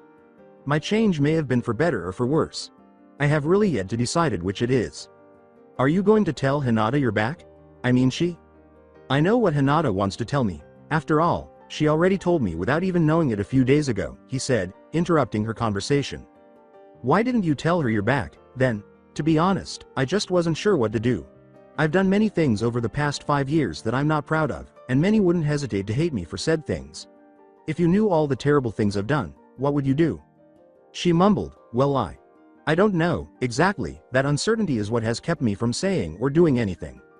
Naruto pivoted to observe the sun sinking. Sora simply stood there, unsure of what to say or do. By observing him, Sora could sense his loneliness. She had never heard Hinata explain Naruto's departure. Over the past few days, Sora had questioned Hinata about it several times, but Hinata would always bring up something else. With hesitation, she inquired, do you love Hinata? I grew up in this village without parents or anyone to teach what love was. I used to think I knew what friendship was, but apparently I didn't know that either, seeing as my so-called best friend rammed a Chidori through my chest. The villagers looked at me like was the scum of the earth for something I had no control over. I hope that answers your question. Sora simply gazed at the floor. She felt bad about posing the query. At this point, the sun was halfway down. He saw Zetsu waiting for him in a tree, but it was just his white half. Naruto said, go home, Sora, it's getting late. A young girl like yourself shouldn't be out so late or seen with someone like myself, before leaping into Zetsu's arms. Naruto remarked, you're back a little early. Zetsu shifted uneasily as he struggled to summon the courage to report what he had to say. At that moment, Naruto realized that this was just Zetsu's white half. I'm not sure how to say this. You see Hinata is, Zetsu was smashed against the tree by Naruto after he grabbed him by the throat. With a lethal tone, Naruto asked, what about Hinata? You see they have her. As he began strangling Zetsu to death, Naruto screamed, who has her? If y. Let m.meg. G. Go I can t. Tell you, Zetsu strangled out. Then Naruto let go of Zetsu's throat. Speak quickly, and if you give me a good explanation I won't kill you now. I followed her like you asked. Everything was going well with checking the border towns nearest to the Kumo lines. That was until the third to last town. They were waiting for her, Naruto. They knew she was coming and set up a trap. Someone tipped them off and let them know that she was coming. I would have tried and stopped them, but there were far too many for myself to take on, seeing as I'm no good at fighting. How many? At least 50 Junin or Chunin level ninja. Hinata's team was killed easily and she was captured. I sent my other half to follow them, Zetsu said as he took out a map. He gestured to Naruto on the map and said, they're stopped here. Zetsu was indicating a Kumo stronghold located in one of the two nations between the Land of Fire and the Land of Lightning. They are most likely holding her there overnight to wait for a proper escort that will reach there by early to mid-morning. My other half will delay them as much as possible if they try to move her out before you arrive. Is she hurt at all? No, they were most careful when handling her. Most likely a standing order that no one was to harm her in any way, shape or form during capture or before her arrival at Kumo.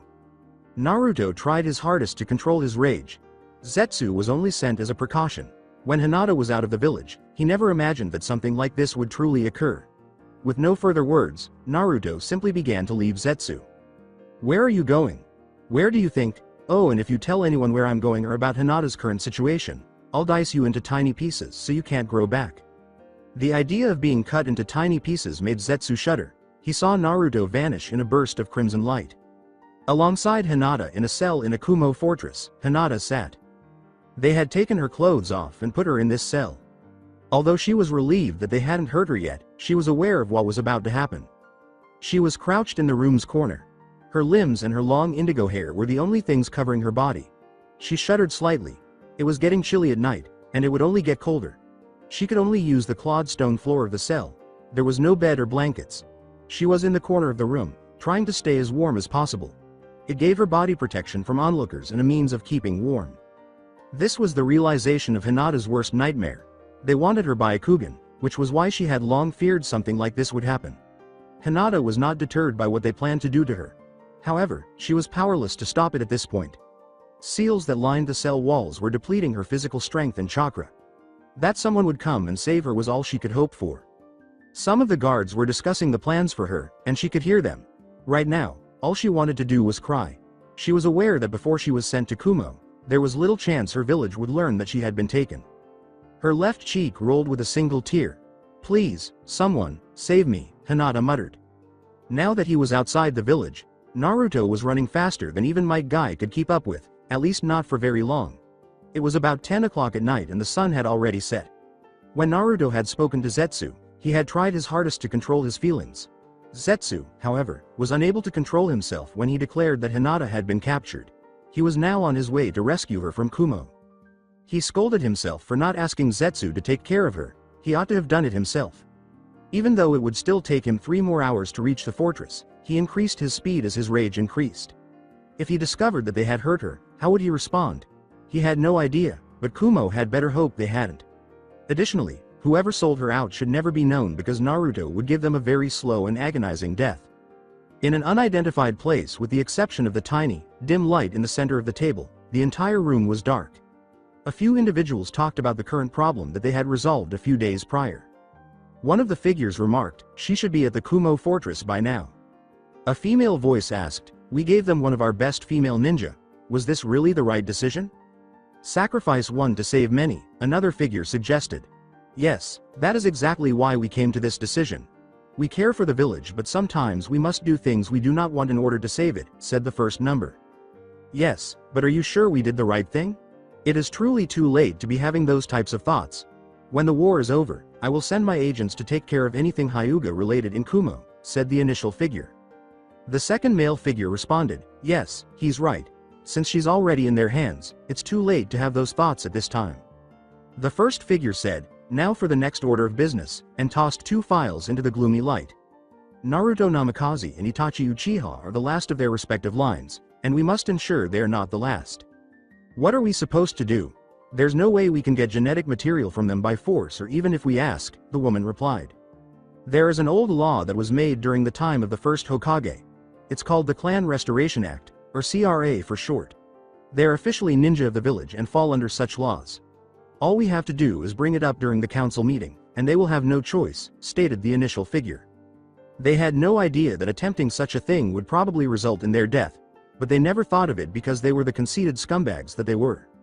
Front gate of Konoha. A severely wounded man staggered through the gate while 2 chunin were sitting comfortably in the guardhouse, guarding the front. As he reached the guardhouse, the man passed out.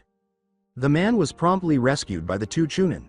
He was a leaf chunin assigned to Hinata Hyuga's team, as they could see. Jiro was his name. The chunin warned his partner, "Call Lady Tsunade immediately. This could be very bad." Shunshining away to retrieve the Hokage, the other chunin nodded. The man's wounds were examined by the remaining chunin. He appeared extremely pale, but he appeared to have stopped the majority of the bleeding himself. The chunin inquired, "Can you eat this, Jiro?" "Yeah," said Jiro feebly. Jiro was given a plasma pill by the chunin. Jiro's face came back to life, if only slightly. After coughing a little, Jiro used what little strength he still had to speak. Jiro took out a map and indicated the town where they had last stopped, saying, "You have to tell the Hokage Hinata has been captured. They knew we were coming, and they set a trap for us. I managed to fool them and make myself appear dead after I had been injured." The chunin shouted, "Who has her Jiro?" as the man started to faint. Jiro said, "Kumo." As he fainted, Shizune accompanied Tsunade when she arrived. Demanding, "What's happening here?" Tsunade asked. Then she caught sight of one of Hinata's team, Jiro. She checked the man's pulse while kneeling beside him. Jiro's pulse was weak, but he was still alive. Tsunade urged the gatekeeper, "What did he say and where is Hinata?" "Before he passed out, Jiro told me they were ambushed and where." The chunin led Tsunade to the location on the map. He said they knew they were coming. "Lady Tsunade. Kumo has taken Hinata Hyuga as a prisoner. I'm assuming all other team members are deceased. Take him to the hospital now. Shizune, go to the Hyuga residence and tell Haishi what you just heard. Then go get the Akatsuki members from the Namikaze estate." She turned to her fellow chunin. "You, round up every junin and chunin you can find." To carry out their orders, the 3 of them swiftly vanished. Tsunade simply stood there, her face displaying concern. She genuinely liked Hinata, a sweet, considerate girl who was enamored with Naruto. Like the rest of Naruto's old friends, she tried her best to keep herself safe and out of danger over the years. Before anyone began to arrive at the front gate, a few minutes had gone by. They were told to come to the village's front gates, but they had no idea why they had been called. At least 100 ninja had appeared over time. Hinata's old sensei and all of their friends were at the front gate. Even Kurenai Hitaki, who retired when Rin was born, was present in ninja gear. Given where they were instructed to meet, she was clearly aware that this was a bad situation. Soon after, 24 Hyuga members dressed in full combat gear arrived with Heishi and Neji. Unlike the other ninja, the Hyuga understood their purpose for being at the front gate. Hiyoshi's expression was one of rage. Since Heishi had never before shown signs of being upset, the 24 Hyuga were a little intimidated. As the Akatsuki arrived, the regular ninja separated. Everyone became aware that one of their members was absent. They noticed that there were a lot of ninja gathered here. Yahiko inquired, "What is the reason for this, Lady Tsunade? Some of you already know what is going on, but most of you don't. Hinata Hyuga has been captured by Kumo. Where she is, we do not know, but I am sending all of you to find out where, and if possible, recover her." Jiro had the map that Tsunade had earlier. This is where they were ambushed. I'm sure they didn't cover their scent trail, so you should be able to follow them from that. And seeing as I doubt they realize we know they have her, if you travel through the night you might catch up with them. Zetsu knew where she was, of course, but he had no intention of speaking. He wasn't yet prepared to pass away. I should tell them once we get to the town, he thought. Tsunade was addressing everyone, not just Kakashi, when she said, "Kakashi, I'm putting you in charge of this battle group. Kakashi, you have full authority over everyone in the battle group. Is that understood?" "Hi," was the universal response. "No time to waste, everyone, move." They all vanished from view as they departed the village. With a sigh, Tsunade peered out the village's front gate. Where was Naruto, she wondered. After 3 hours, with Naruto in the shade of the trees, Naruto stood outside the fortress. Before attacking, he waited for Zetsu's black half to approach and meet him. Looking around the fortress, he saw that they were not particularly vigilant and were likely waiting for their sentries to alert them to an approaching threat. On his way here, Naruto had slain every Kumo's sentry outside the fortress. They were unaware that their early warning individuals had already perished. At this pace, Naruto didn't care that he wanted to know the fortress's numbers. Zetsu appeared through the tree just as Naruto was ready to take off. Naruto stated, "I've been waiting for like 5 minutes," with a tone of death. Zetsu gave a slight shudder. "Sorry about that. It seems Konoha is on its way. It seems a ninja from Hinata's group survived and made it back to the village. They will be here in around 5 hours, judging their current speed." "Well, that's if I tell them once they arrive at the border town. Tell them where she is if you want. It doesn't matter. This place will be destroyed long before then. However, you will not tell them I am here already, understood?" "Yes, of course, I won't tell them a thing about this." "Oh, the others are with them, Naruto." "I see. How many did Tsunade send after Hinata to retrieve her?" "Well, Hinata's father, her cousin Neji, and they brought about 24 other Hyuga. There are all of your old friends and acquaintances, along with around 100 other ninja under Kakashi Hitaki's command. He also commands the Akatsuki and the Hyuga in the group. Now about the fortress here." After a brief pause, Zetsu said, "Around 200 currently inside. All Junin are Chunin class ninja." He wasn't sure if he should include this detail. They stripped Hinata of her clothes, they haven't violated her or anything." Zetsu simply became very silent as the atmosphere was charged with Naruto's murderous intent. Before Naruto exploded, Zetsu decided it was time to flee. Zetsu said, "I'll be going now. Good luck," and then vanished. Within the stronghold, the Kumo fortress's defenders were clueless about what was about to happen. They had no idea that a very agitated Naruto was standing directly outside their gate. The defenders would constantly talk about how they had captured an unsealed Hyuga. Okay. That's what they were discussing until a huge murderous intent engulfed the region. When the fortress's enormous gates exploded, they all turned to see where it was coming from. Shrapnel impaled the ninja near the gate, killing them instantly. 50 figures in cloaks dashed through the recently demolished gate. They grabbed hold of the closest ninja and exploded after running up to them. Soon, most of the fortress's first half was covered in blood and body parts. Naruto entered through the gate that had been destroyed. He had no desire to be lenient. The Kumo ninjas swiftly regrouped and evaluated the circumstances. As the lead ninja exclaimed, "What the hell just happened?" As one of the Junin said, "We don't know, sir." "How many are there?" "Just one, sir. He wears a black cloak and a straw hat. It's the demon of the Akatsuki, sir," a Chunin replied. Fear filled the lead ninja's eyes. "Everyone, use whatever jutsu you have. Just kill him," he screamed. The lead ninja was pinned against the wall when a ninjutsu flew through the air and punctured his skull. "None of you will survive," Naruto stated somberly. 6 Kumo ninja attempted to attack, but chakra arms slashed out. They were launched through the fortress's different buildings. Each of the 300 clones that Naruto made used a ninjutsu before vanishing into the fortress. He overheard the cries of the poor Kumo ninja who were taken aback by the shadow clones. It didn't take the Kumo long to realize that killing the clones would cause them to explode violently, killing them as well. As his clones worked, Naruto moved between the builds on foot. Blood and body parts littered the ground and buildings. Some of the Kumo ninja were attempting to hide when he entered the barracks. In order to see if they would reveal Hinata's location, he rendered himself invisible. One of the Junin, "We have to get out of here," said. "Yeah, but we can't leave without the Hyuga," someone else added. "We can't even get out of this building, let alone get to the opposite side of the fortress to retrieve her." The voice was dark. "Thank you for telling me her general location," it said. Blades of wind ripped through the barracks before they could react, killing everyone within. Naruto didn't have to wait to destroy this side of the fortress now that he knew which half it was. Naruto saw that about 35 Kumo ninja remained after all of his clones had been scattered. 2 Kumo ninja emerged from the shadows as Naruto left the barracks. Naruto's whirled around and used his remaining sword to cut one of them in half. The other ninja started to support a terrified expression on his face. The ninja was confronted by Naruto, who seized him by the throat. The ninja choked out, "You're a demon," before Naruto snapped his neck. After tossing the ninja aside, Naruto carried on moving. A Junin with his sword aimed at Naruto's head leapt from a building. With lightning speed, Naruto produced a Rasengan and struck the Junin square in the chest. A wall nearby was blown through by the Junin.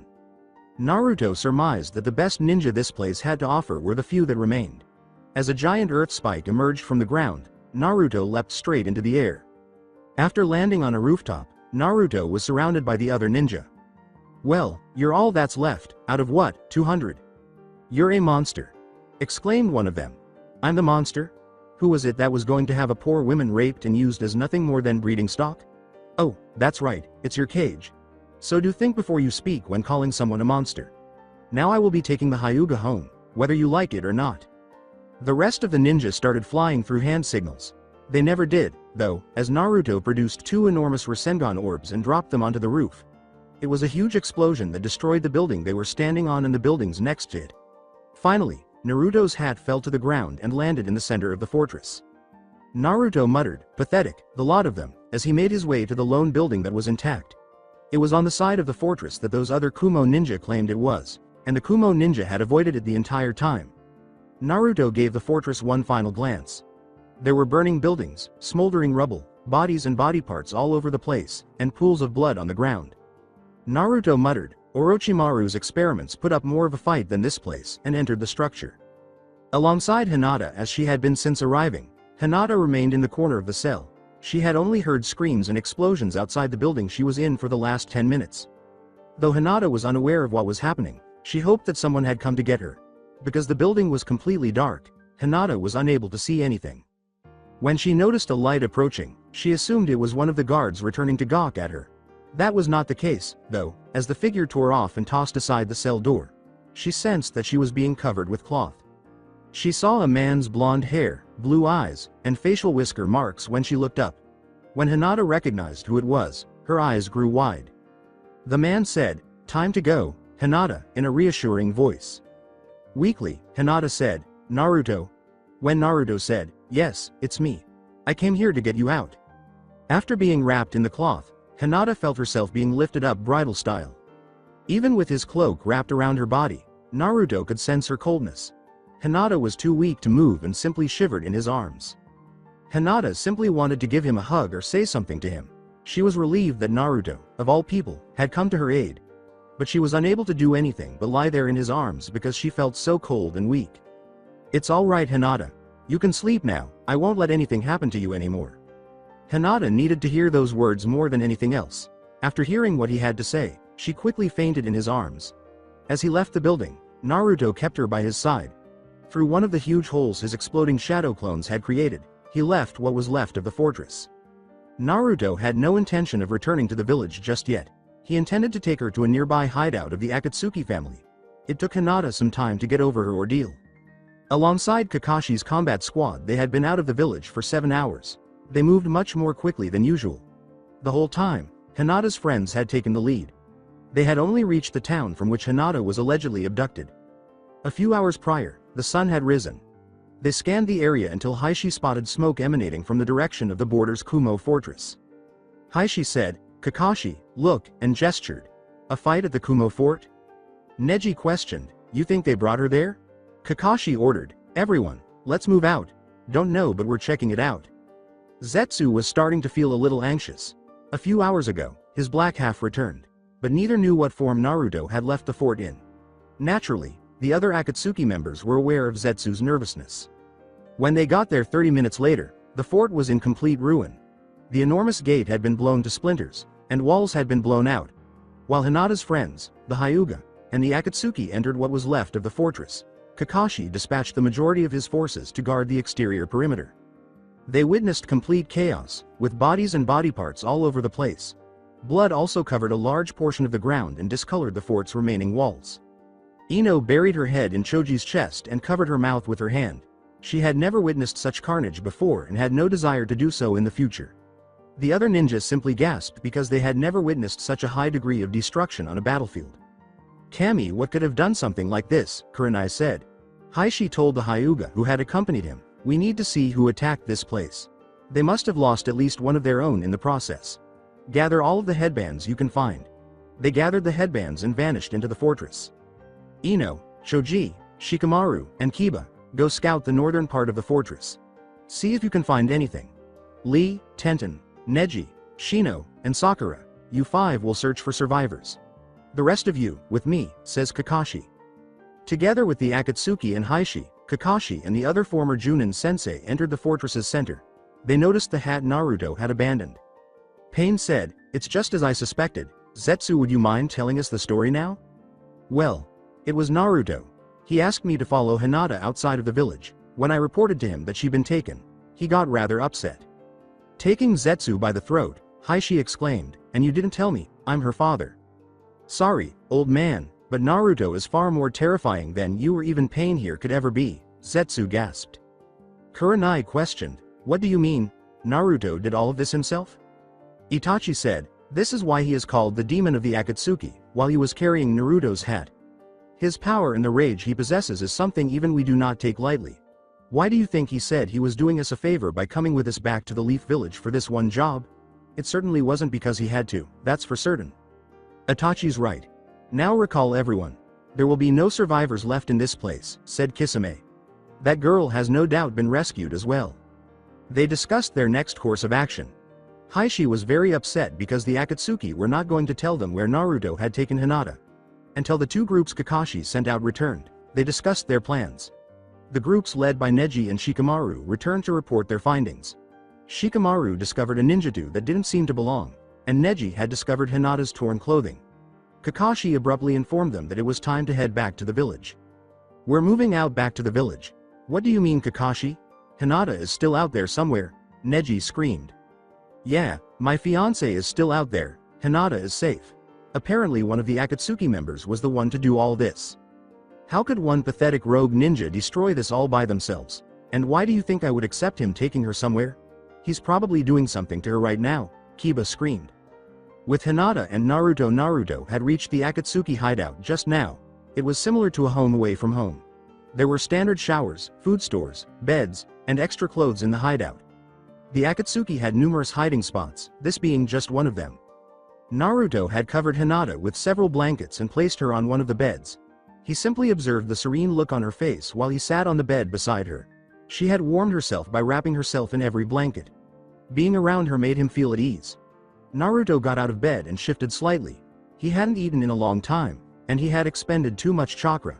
Naruto went to get some food outside the room. With a smile on her face, Hinata moved while she slept. She had a wonderful dream. In Hinata's dream, Naruto had returned home and given her the information she had always desired. Despite having that dream frequently, she always awoke to reality. Slowly, Hinata's eyes opened. She had never been in a room like this before. "Where am I?" asked Hinata. She was wearing a black cloak, which Hinata could see when she lifted the covers. When she realized what had happened, her eyes widened. The previous 24 hours were real. After sitting up and surveying her surroundings, she got out of bed and covered herself with one of the blankets. The doorknob turned just as she was ready to open the room's door. She took a step back to see who had entered. The door opened and Naruto entered. Naruto remarked, "Oh, Hinata, you're awake," as Hinata stood there staring at Naruto. Tears began to well up in her eyes. Abruptly, she rushed forward, encircled him with her arms, and began sobbing. Naruto had never had to deal with anything like this before, so he wasn't entirely sure what to do. Naruto said, "Please don't cry, Hinata. You're safe now," in a gentle, consoling voice. As the tears streamed down her cheeks, Hinata attempted to say, "I was so scared, I've never felt that helpless before in my life." They were going to. Naruto put his arms around Hinata and said, "It's okay. You don't have to say it, Hinata." For a while, the two stood there. While Naruto simply held her, Hinata kept sobbing into his chest. Hinata began to fall abruptly as her knees began to give out, but Naruto supported her. Naruto picked Hinata up bridal style and walked over to the bed, saying, "You need to rest more, Hinata. You're still weak from those seals." She was gently placed on the bed by Naruto. "Please don't leave me alone," Hinata begged. She was still crying uncontrollably. With a, "I won't leave you, Hinata," Naruto answered. He wiped a tear from her face while bending over her on the bed. Before putting his hand to her face and planting a kiss, Naruto said, "Please stop crying, Hinata. I don't want to see tears ruin that lovely face of yours." The words he had just spoken to Hinata felt right, but Naruto had no real idea where they had come from. A minute or so passed during their kiss. For Hinata, it was heaven. One of Hinata's dreams was to kiss Naruto. He was her first kiss, which made her happy as well. Naruto lay down next to Hinata on the bed after the kiss. With a joyful smile on her face, Hinata had shifted so that her head was resting on Naruto's chest. Naruto was encircling Hinata with his arms. Naruto was happy for the first time in a long time, so much so that he was actually smiling, something he hadn't done in 5 years. With the group of Kakashi, the remnants of the fortress had been abandoned by Kakashi's group. Naturally, they did not depart immediately. First, he had to handle Hinata's friends' yelling and protests. After 15 minutes or so, he simply gave the order for them to return to the village. They all obeyed his command. They had been traveling back to the village for about an hour at this point. By the time they all got home, it would be early afternoon. Kakashi let out a sigh. The fact that Kiba called Naruto pathetic did not sit well with any of the Akatsuki members. Konan had been prepared to cut off the Inuzuka's meager amount of manhood. For the most part, the group now traveled in silence. As they made their way back home, there were some whispered conversations. "Kakashi, are you alright?" Kakashi turned to see Kurenai, his wife, traveling with him. "Yeah, I'm glad Hinata is alright, but the old Naruto would have never done something like that," he replied in a whisper. "I know," Kurenai angrily answered. Kakashi turned back to observe Hinata's friends' expressions. Their facial expressions conveyed a great deal about their current emotions. Since he wasn't the one who saved Hinata, Kiba was annoyed. Neji was furious that some renegade ninjas were holding Hinata captive. The others felt a little down about the whole thing. With Hinata and Naruto were still lying in bed. Hinata was half lying on Naruto's chest, having fallen back asleep. With his other hand stroking her cheek, Naruto had one arm encircling her waist. Her skin was so soft he couldn't help noticing it. In her sleep, Hinata sighed contentedly and continued to nuzzle into his chest. Naruto questioned whether this situation could continue indefinitely. "Is she the kind of person I truly deserve?" he pondered. Since he had brought her back here, Naruto had been asking himself that and other questions of a similar nature. How she could love him as much as she did was beyond his comprehension. But Naruto felt better just by being around Hinata. Hinata's hair fell across her face as she shifted in her sleep. Naruto moved Hinata's hair out of her face with his free hand. He would always remember this, even if it was only intended to be temporary. Naruto had remained awake and observed Hinata simply dozing off. He had no idea why, but he felt calmer watching her sleep so soundly. After running his fingers through her hair, Naruto put his head on a pillow. As time went on, Naruto was unable to fall asleep. He had no real idea why. Naruto was aware that the Akatsuki would not come and bother Konoha or reveal where he had taken Hinata. With a sigh, Naruto stood up. In an effort to keep Hinata from waking, he had carefully taken her arms away from him. However, Naruto saw that Hinata appeared rather unhappy after he got out of bed. Naruto gave her a quick peck on the cheek. Hinata's face lit up with a sweet smile, and she embraced the closest pillow. Naruto couldn't resist giving her a smile. She could be cute when she wanted to be, and she was gorgeous. Naruto planned to locate some clothing for Hinata. Hinata had been pretty adamant about him staying, but he would have done it already. Naruto went to the room of Konan. There, he hoped, he would find some clothing that would probably fit her. In her sleep, Hinata started to toss and turn after 15 minutes or so. She was hugging a pillow instead of Naruto when she abruptly woke up. With Naruto's cloak as her only article of clothing, she sat up in bed. She got out of bed and took a quick stroll around the room. Hinata discovered that every Akatsuki member had a room. This one article of clothing made her feel so exposed. Naruto was the only one present, at least. When Hinata imagined Naruto seeing her nude, she flushed violently. It occurred to her then that he had already seen her nude. Hinata walked toward what appeared to be the kitchen. Pots, pans, utensils in the drawers, and other items that one would need to cook almost anything were all there, she noticed. She searched one of the other cabinet sets and discovered scrolls containing various foods. "Oh, you're awake." On the heels of her feet, Hinata turned to see Naruto carrying a tank top and sweatpants. Naruto was wearing a dark gray muscle shirt when Hinata turned to face him. He had so much muscle that she flushed. After placing the clothing on the counter, Naruto approached Hinata to inquire about her well-being. He said, "Something wrong, Hinata?" With a joyful sigh, Hinata put her arms around him and buried her face in his well-defined chest. Her response was, "No, nothing's wrong anymore." Naruto merely gave her a smile. Other than standing there and supporting each other, neither said nor did anything else. He is ecstatic at the moment.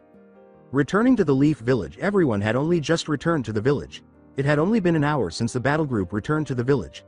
They had all been sent home by Kakashi to rest before going about their regular business. He was spending his free time with his daughter Rin after delivering his report to the Hokage. They were in the backyard outside.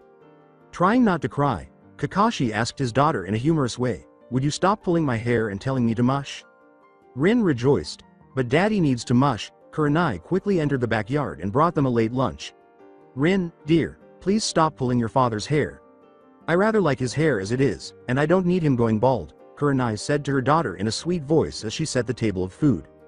Rin let go of her father's hair like a vice. Kakashi let out a sigh of relief at his hair's newfound freedom. After approaching the table, Kakashi lifted Rin off his shoulders and seated her in one of the chairs. Kakashi took a seat beside his spouse. Asking her husband, Kurenai said, "Something wrong?" Since his daughter was eating at the table, Kakashi refrained from going into detail, saying, "I still can't get over what Naruto did to the people of that fortress. I've never seen that level of death before, even during the wars. I know. All we can hope for is that he brings Hinata back safely." Kakashi simply sighed and consumed his meal. Upon completing their meal, Kakashi and Kurenai sat and observed their daughter playing with a fake kunai. Kakashi whispered, "I was hoping Sora would have handled the news better than she did." Kurenai answered, "Once Hinata returns to the village, she will be all right." "I suppose you're right." When Sora was told what had happened to Hinata, she appeared to be in complete despair, which made Kakashi a little concerned. Hinata was Sora's legal guardian, which was one of the reasons she was told. Sora didn't handle it well because she thought she would be abandoned once more. Sora was informed that Hinata would return shortly, but she didn't seem to understand. As he sipped his tea, Kakashi said, "The others didn't like the fact that we left her behind with Naruto. Then again, they don't know that it's him yet." Tenten was not pleased with the outcome. Ever since Naruto left the village, she has been Hinata's confidant and friend. Tenten sighed and returned to her Anbu clothes. When they left earlier to pursue Hinata, she had made the decision not to wear it. Tenten hoped that Hinata was okay and that she wasn't violated in any way by the Akatsuki member. Tenten was going to jam a kunai in that person if they did. Tenten put on the mask with a sigh. Neji was waiting for her outside, already dressed. Tenten and Neji stepped outside and departed. Since they had left the fortress, Neji had hardly spoken, and he wasn't handling this whole situation well. Tsunade was reviewing documents while seated in her office. She had just finished a meeting with the council. When Tsunade sent so many ninja away to save one person, her advisors had questioned her about it. What they said didn't really matter to her. Everything passed through one ear and out the other. In addition, Tsunade had to handle Hinata's friends' grievances. For now, she simply brushed them off. In any case, they would probably soon discover the identity of the enigmatic Akatsuki member.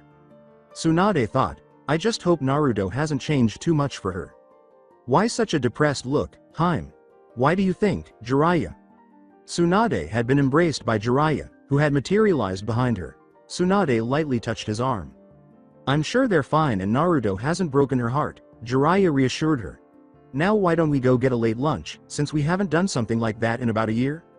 Tsunade said, I'd like to, but I have all this paperwork still, while examining the piles of documents on her desk. As he pushed Tsunade away from her desk, Jiraiya responded, your paperwork will still be here in an hour. Tsunade let out a sigh. Alright, I suppose I can take an hour off. They went out for a late lunch together. At the moment, Shikamaru, Shoji, and Ino were dining at the barbecue joint. Shikamaru wasn't eating anything, and their food had just arrived. After exchanging glances, Shoji and Ino asked Shikamaru what was wrong. To his best friend, Shoji said, What's up, Shikamaru? Shikamaru awoke from his reverie. His response was, I was just thinking, that's all. Ino inquired, about what, specifically? About the fact that Hinata's father, Heishi, was relieved to hear that certain Akatsuki member had rescued Hinata. Ino questioned, what's wrong with that? Shikamaru considered what he had just said and asked, I'm wondering why Heishi didn't press the matter when he heard one of the Akatsuki members had already rescued Hinata. Unless he already knows who the person is and trusts him. For a moment, Shoji and Ino considered that Heishi wouldn't entrust his oldest daughter to anyone like that, in their opinion. They were all acquainted with Heishi, and he was not a person who readily trusted others. They couldn't think of anyone Heishi would have much faith in. He probably didn't trust Kiba enough for such a thing. Shoji questioned, do you think our parents know who he is? That's the case, most likely, Shikamaru said. The three of them stopped talking and went to eat. Shortly after finishing, they left to begin their daily responsibilities. With Naruto and Hinata, Naruto had just changed into clean pants after taking a shower. He was the first to take a shower, as Hinata had demanded. It seemed a bit strange to Naruto, but he brushed it off. Sitting on the bed, Naruto was considering Hinata. When he emerged from the shower, she was behaving a little strangely. The shower turned off, and Naruto heard it. He closed his eyes and leaned back. There hadn't been much conversation between Naruto and Hinata. At the moment, Hinata appeared too insecure. Being near him was all she truly desired. Naruto felt something on top of him and began to nod off. When he opened his eyes, Hinata was lying on top of him, wearing only a towel. She gave Naruto a kiss before he could react or speak. As the kiss went on, Naruto encircled her with his arms. When they eventually broke the kiss, Naruto said, Hinata. This is what I want, Naruto-kun, Hinata declared. Naruto was unable to look away from Hinata. She was stunning, you're sure? Lemon starts, I am. Hinata said softly as she gave him another kiss. As their inexperienced tongues shifted around in each other's mouths, the kiss became passionate but awkward. Hinata moaned softly as they shifted slightly so Naruto was on top and pressed his body against hers. In an attempt to feel her beloved's strong yet small muscles, Hinata started pulling on Naruto's shirt. Naruto lifted his arms to let her remove his shirt as he broke off the kiss. Naruto stepped back to give Hinata a better view of him and grinned down at her. Hinata raised her hands to gently trace Naruto's chiseled muscles as she was in awe of them. She blushed as she saw his face and knew he was examining her too. Hinata closed her eyes because she felt uneasy about her body and removed her towel, exposing herself to a man for the first time. Not just any man, but the man she loves. Naruto was astounded by the sight in front of him. Hinata's body was as milky white as her hands, face, and feet. It seemed to glow a little in the darkened room, but it was not an unhealthy shade. Her nipples were light pink and appeared to be in perfect condition, and her breasts were somewhat large but still appeared small enough to likely fit comfortably in his hand. Naruto noticed that Hinata's nether lips were already slightly moist when he looked down. Before he could process any more information, Hinata's legs closed, letting him know that she was still anxious about this. He swiftly turned his attention to her legs, which did not let him down. They had a nice shape and were the same creamy color as the rest of her body. After bringing his face level with hers, Naruto planted another kiss on her, bringing his lips to her neck and sucking, which made Hinata make little sounds of pleasure. I'll do my best to make this special for us. Just relax and leave things to me, Naruto said in a calming whisper as he moved his mouth to her ear. With a flushed face, Hinata nodded. She released a breath she was unaware she had been suppressing, and as Naruto moved to her breasts and planted a kiss on one of them, her gaze followed his head. Hinata groaned, taken aback by the sensation of someone else touching her in that situation. He reached for her other breast and used his thumb to play with her nipple. When Naruto covered the other nipple with his mouth and started licking it, Hinata squirmed beneath him. Her nipples eventually became erect, and Naruto alternated between them, shaping them with his tongue. She whimpered softly, Naruto-kun, please, more, and then let out a scream of delight when his free hand moved between her legs and rubbed against her moist folds. When he put a finger in, she gasped and started yelling for him to keep going. Hinata's legs suddenly spread apart, and she let out a loud gasp upon realizing Naruto was staring at her most intimate spot. When Naruto started licking between her nether lips, she bit her lip to contain her screams of pleasure. Naruto.kun. What are you doing? She asked nervously. Hinata bucked her hips against Naruto's face, wanting to feel more and more of what he was doing to her, while he kept her legs apart with his hands and pressed his tongue deeper into her. Before long, Hinata's groans gave way to whimpers and breathless gasps, followed by cries of his name. Arching her back, she screamed, Naruto.kun. I'm so close. Ah! And poured her fluids onto his face. Feeling proud of himself for bringing Hinata to her climax, Naruto smiled and licked her lower region clean. You taste so sweet, Hinata. Chan, Naruto remarked as he brought the remaining juice to Hinata's lips with his fingers. Subtly, try it, he said. Hinata raised her head to cover Naruto's fingers with her mouth as she continued to catch her breath. He was correct. She had a sweet taste. Then, as he lowered himself over Hinata's body, Naruto removed his boxers and pants, exposing his throbbing member. He reassured her, Are you sure you want this, Hinata? We can stop now, if you want, just be gentle. This is my first time, Hinata said and nodded.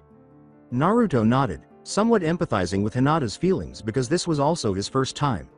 In an attempt to make this easier and less painful for her, he spread her legs apart and lubricated his cock with her fluids. When Hinata felt Naruto's hard member pressing against her intimate region, she groaned and let out a little gasp of pain as he started to slowly slide it in. He kept pushing it in until he encountered resistance, at which point he stopped, gasping for air. Silently requesting her permission one last time, Naruto once again met her eyes. Hinata nodded right away, and Naruto withdrew slightly before plunging back in completely and pressing his manhood into her. Hinata let out a loud cry as her body erupted in pain, and she put her arms around Naruto. He remained motionless, only moving to put his own arms around her and kiss away her tears. The pain persisted for a short time before subsiding to a dull ache, and Hinata moved her hips slightly to test the situation. Even though there was some pain, it was greatly outweighed by the warm, pleasant sensation that was there. After nodding and looking into Naruto's eyes, the blonde Jinchuriki started slowly pumping in and out of her to make sure she was acclimated to his size. Hinata let out a loud moan as she relished the sensation of Naruto's masculinity filling her up. Regarding Naruto, he grunted each time he fully pushed in. The tight, hot sensation of Hinata's body gripping his member like a vice gradually gave way as it adapted to fit him. Damn, Hinata. I hope you're feeling as good as I am right now, otherwise I'll wind up feeling really guilty once this is over. You're so warm and soft on the inside, he yelled, grunting between phrases. She stammered, feeling herself approaching her own climax as she thought about Naruto letting loose inside of her and the amazing feelings he was giving her. It's amazing, Naruto.kun. I can feel you filling me up every time you push into me. I have never felt this good in my life. You're so hot and hard. I can feel it twitching inside of me. Please, fill me up. Come inside me. Before long, Naruto was kissing her once more, caressing her breasts while they both groaned in each other's mouths. After Hinata began bucking her hips more forcefully against his, Naruto made the decision to begin pumping into her more forcefully and quickly. They soon climaxed together after their groans transformed into cries of pleasure. Naruto. Ku-yu-yu-un. Hinata. Chan. As Hinata felt their fluids blending inside her womb, the two of them held each other while panting. When Naruto pulled away from her, she whimpered in disapproval, but when he turned her around in his arms and curled up around her, she sighed joyfully. He softly whispered, Don't worry, Hinata. Chan. I'll stay with you forever. And the two of them quickly fell asleep. Lemon finishes. Well, Kit, it seems you have found yourself a mate, however, you know you will outlive her. Naruto stood in a field of grass. In front of him was a huge fox. Then he glared at the fox and answered. I didn't need to be reminded and it's not my fault I will outlive her. If it wasn't for me, you would have died 5 years ago. Sometimes I wish I had died 5 years ago. I was cursed the day I was born to be your jailer, and now I'm cursed to be stuck with you for all time. Don't forget, Kit, you asked me to keep you alive. You told me you had unfinished business. I told you what the consequences might be if I managed to keep you alive. If I remember right, if I died, I brought you with me because of how this seal on me was constructed. Yes. This was indeed the case, but you were the one who made the choice. Plus we made a deal that day that you would kill Madara for me. Yeah, I remember, and I plan on doing just that. I just wish that. That you hadn't fallen in love with this girl? Yeah. Naruto said as he stood there contemplating the fox. I know that no children I have will ever have an unlimited lifespan like myself. Yes. This is true as I explained already. At the very most, they will have extended lifespans, maybe 60 years longer than normal people. They will also have greater regenerative abilities than most. You will have to tell her eventually. I know. What else do you want? Isn't there something you can do, Takeshi? Takeshi remained silent. He said nothing. He was aware that Naruto had inquired about his ability to retain Hinata throughout the ages. Takeshi simply disappeared, leaving Naruto alone. With a sigh, Naruto stood there alone for a while before letting this area of his mind go. Naruto's eyes opened. He was in a prone position. He was held tightly by Hinata, who was pressed against him. The smile on her face was pleasant. Naruto released her grip on him, allowing him to move.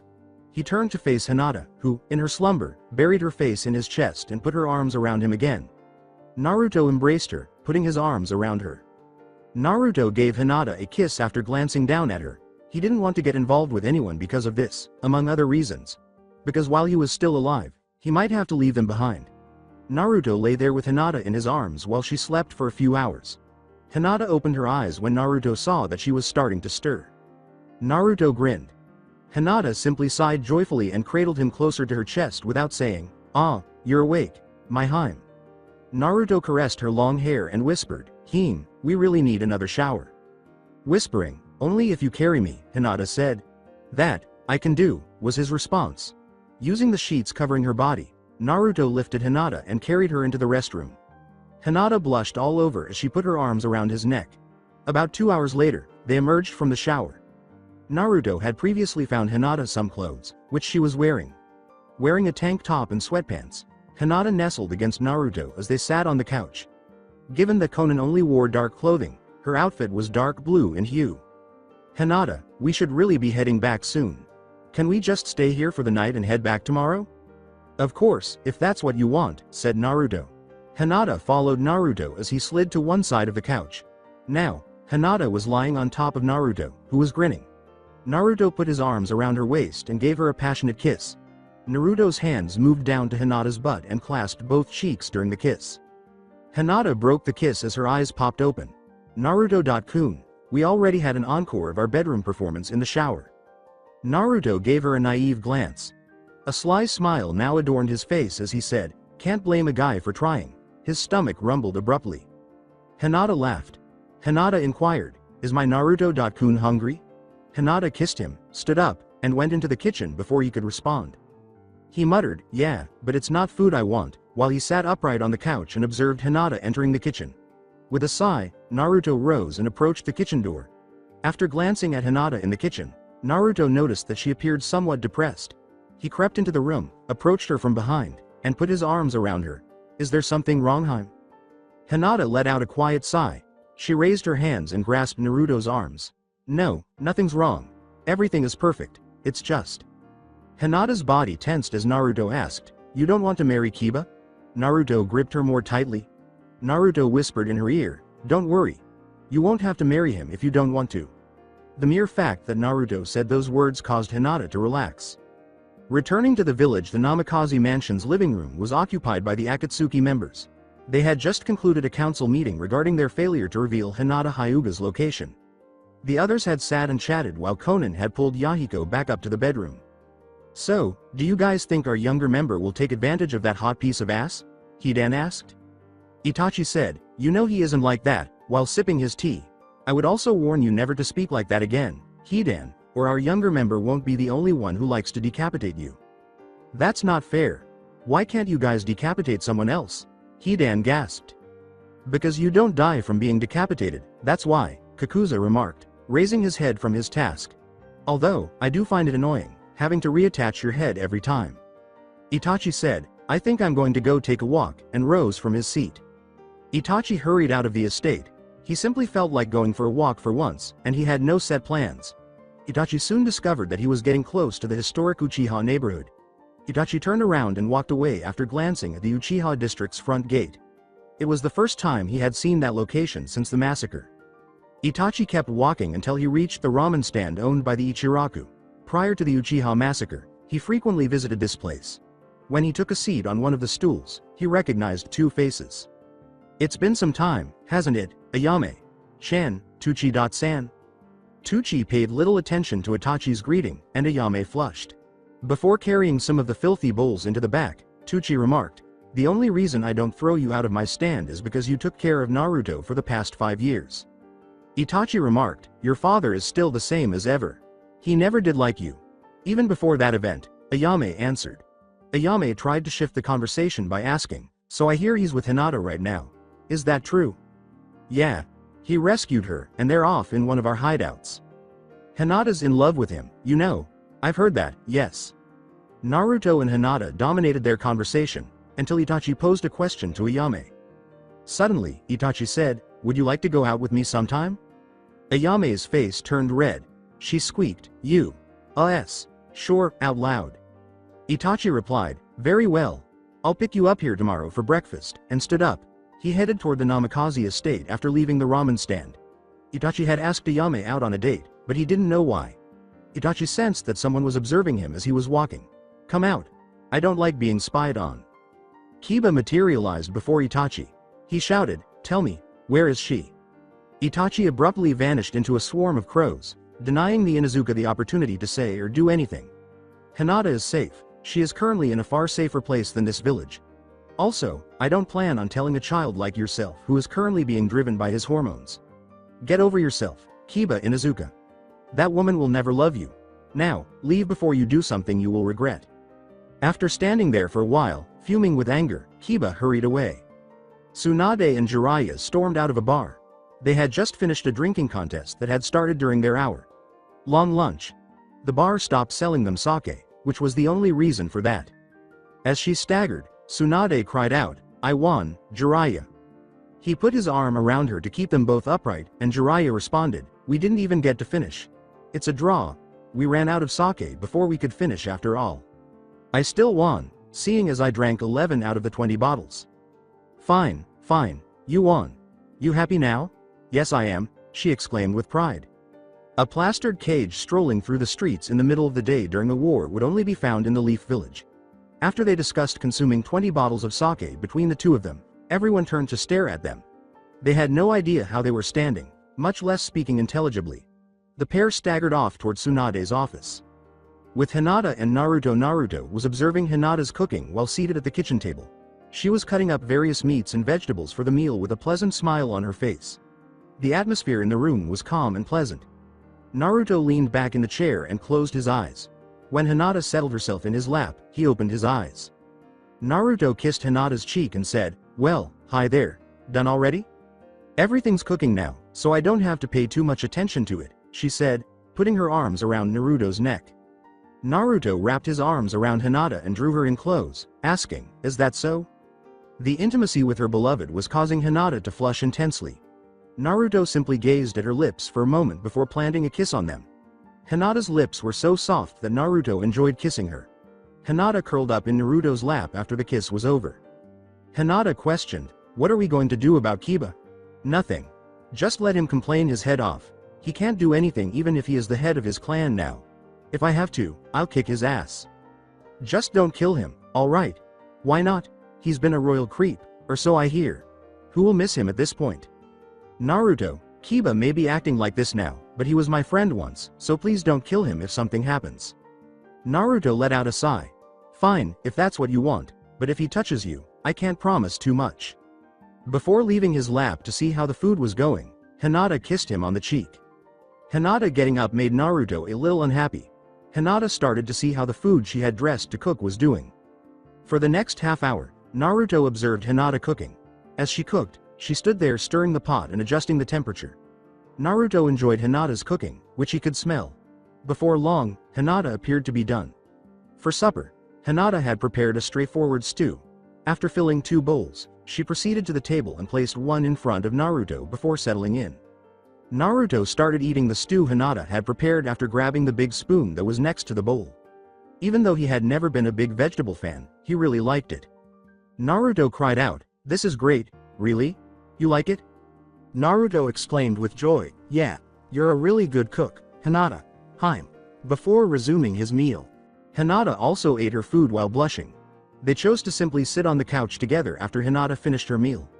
As they sat on the couch, Hinata leaned against Naruto, and he stroked her long indigo hair with his fingers while grinning. With a contented sigh, Hinata leaned close to Naruto. Being this way with Naruto was what she had always desired. On the couch, Naruto and Hinata had dozed off. Hinata was grinning in a nice way.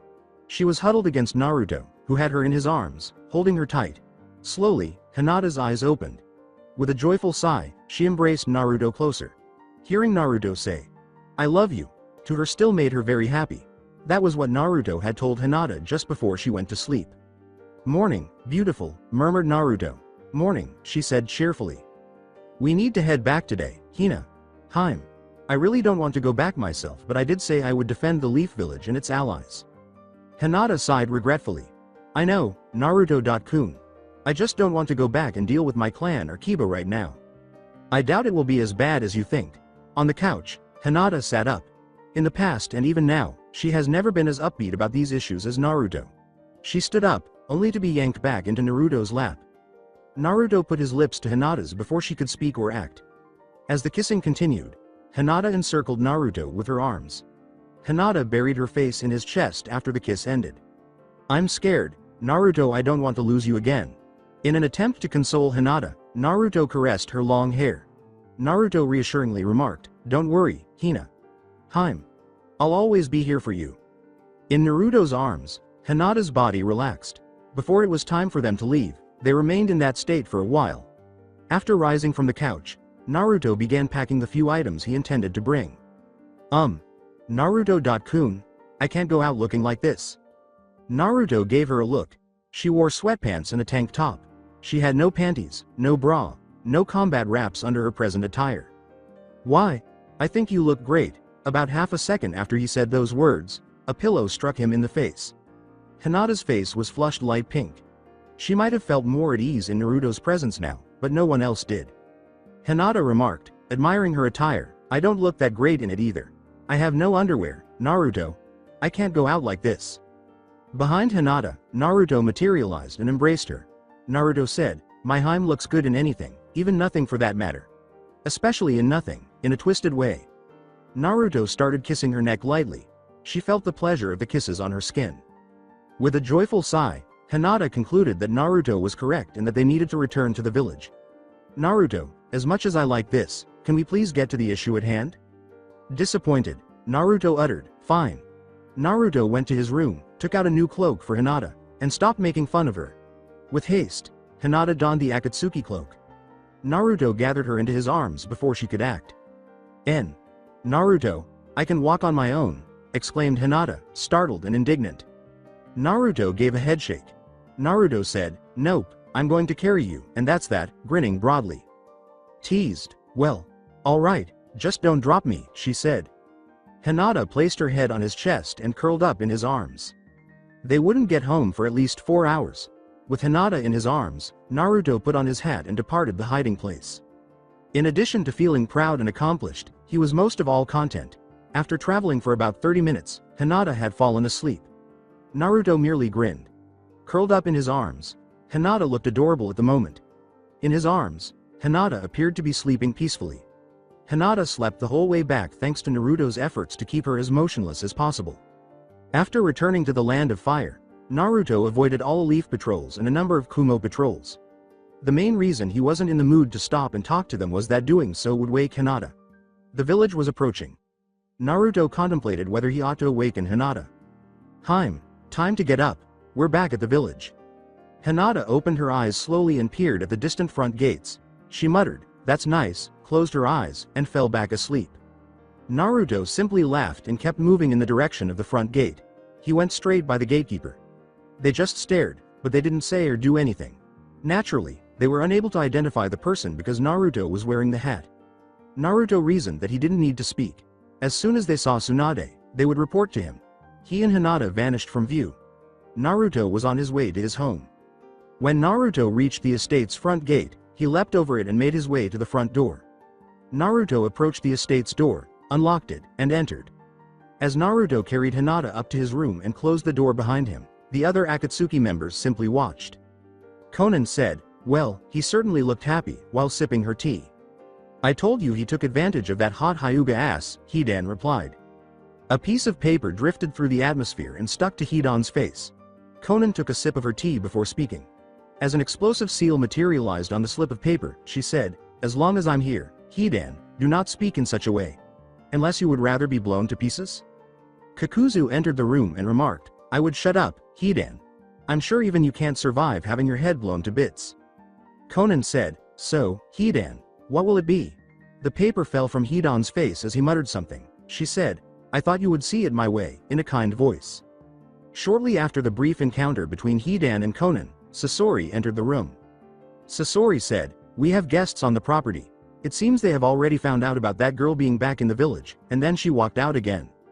Hinata had been placed in Naruto's room. Hinata was wide awake and scanning the room with interest. The image of Naruto's parents caught her attention. Hinata was unaware that Naruto was the Yondaime Hokage's son. She simply chose to wait until he was ready to talk about it because she had a feeling he didn't want to. Naruto merely observed Hinata scanning the room. He removed his cloak and hat and tossed them onto a chair. Along with Naruto, Hinata removed her cloak and placed it on the chair he had thrown. Hinata muttered, "Why don't we go get bathed, Naruto-kun?" She felt ashamed to make such a statement. Hinata was embarrassed to ask Naruto, despite the fact that they had already taken a bath together back at the hideout. With a smile, Naruto encircled Hinata with his arms. He teasingly remarked, "I never knew you were like that, Haim." Naruto essentially called Hinata a pervert, which made her flush red. Naruto kissed Hinata briefly but passionately. He pointed to the dresser and the master bath. "Sorry, Haim, if I went in with you, I doubt I could control myself. You go first and get washed up. The towels are over there in that dresser, and the master bath is over there," Naruto said. Hinata was still red in the face. She kissed him on the cheek, picked up a towel, and went into the master bathroom. Naruto observed her leaving for the restroom. He knew people would be arriving soon, but he would much rather go with her. Naruto didn't give a damn if he looked bad for having sex or taking a bath with a woman who was engaged. He would prefer to simply end things with the least amount of bloodshed. After 5 minutes, Hinata emerged from the restroom, her figure flaunted by a towel that was tightly wrapped around her. She went out wearing her old clothes. In front of her, Naruto emerged.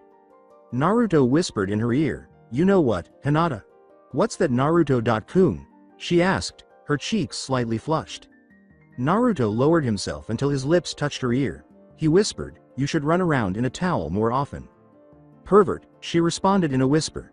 Naruto said, "Only for you, Haim," and then he planted a kiss on her. Hinata's arms encircled his waist, allowing her towel and old clothing to drop to the ground. After ending the kiss, Naruto turned to face her nude body. "I take that back, you should run around without a towel more often." With a seductive tone, she inquired, "Is that an invitation to something?" He said, "You know it is," and then he gave her another kiss. Naruto heard a lot of footsteps coming down the hallway just as his hands were ready to move south. He hastily snatched a blanket from the bed and encircled Hinata with it. The door opened, and he hurried to stand in front of her. "Where is Hin?" When Neji recognized the person in front of him, he stopped yelling. Naruto said, "Hi," to his former companions. Fortunately, he did not see Sakura. Before anyone spoke, the group simply stared at him for a long time. Kiba yelled, "Where is my fiancé?" as loud and unruly as always. Kiba. "Well, just so you know, she is not now, nor has she ever been yours, Kiba." The blanket that appeared to be standing behind Naruto and the clothes on the floor were seen by all. With a bored tone, Shikamaru questioned, "Who's that behind you, Naruto?" Hinata peered over Naruto's shoulder. "Hi everyone," she said, barely audible.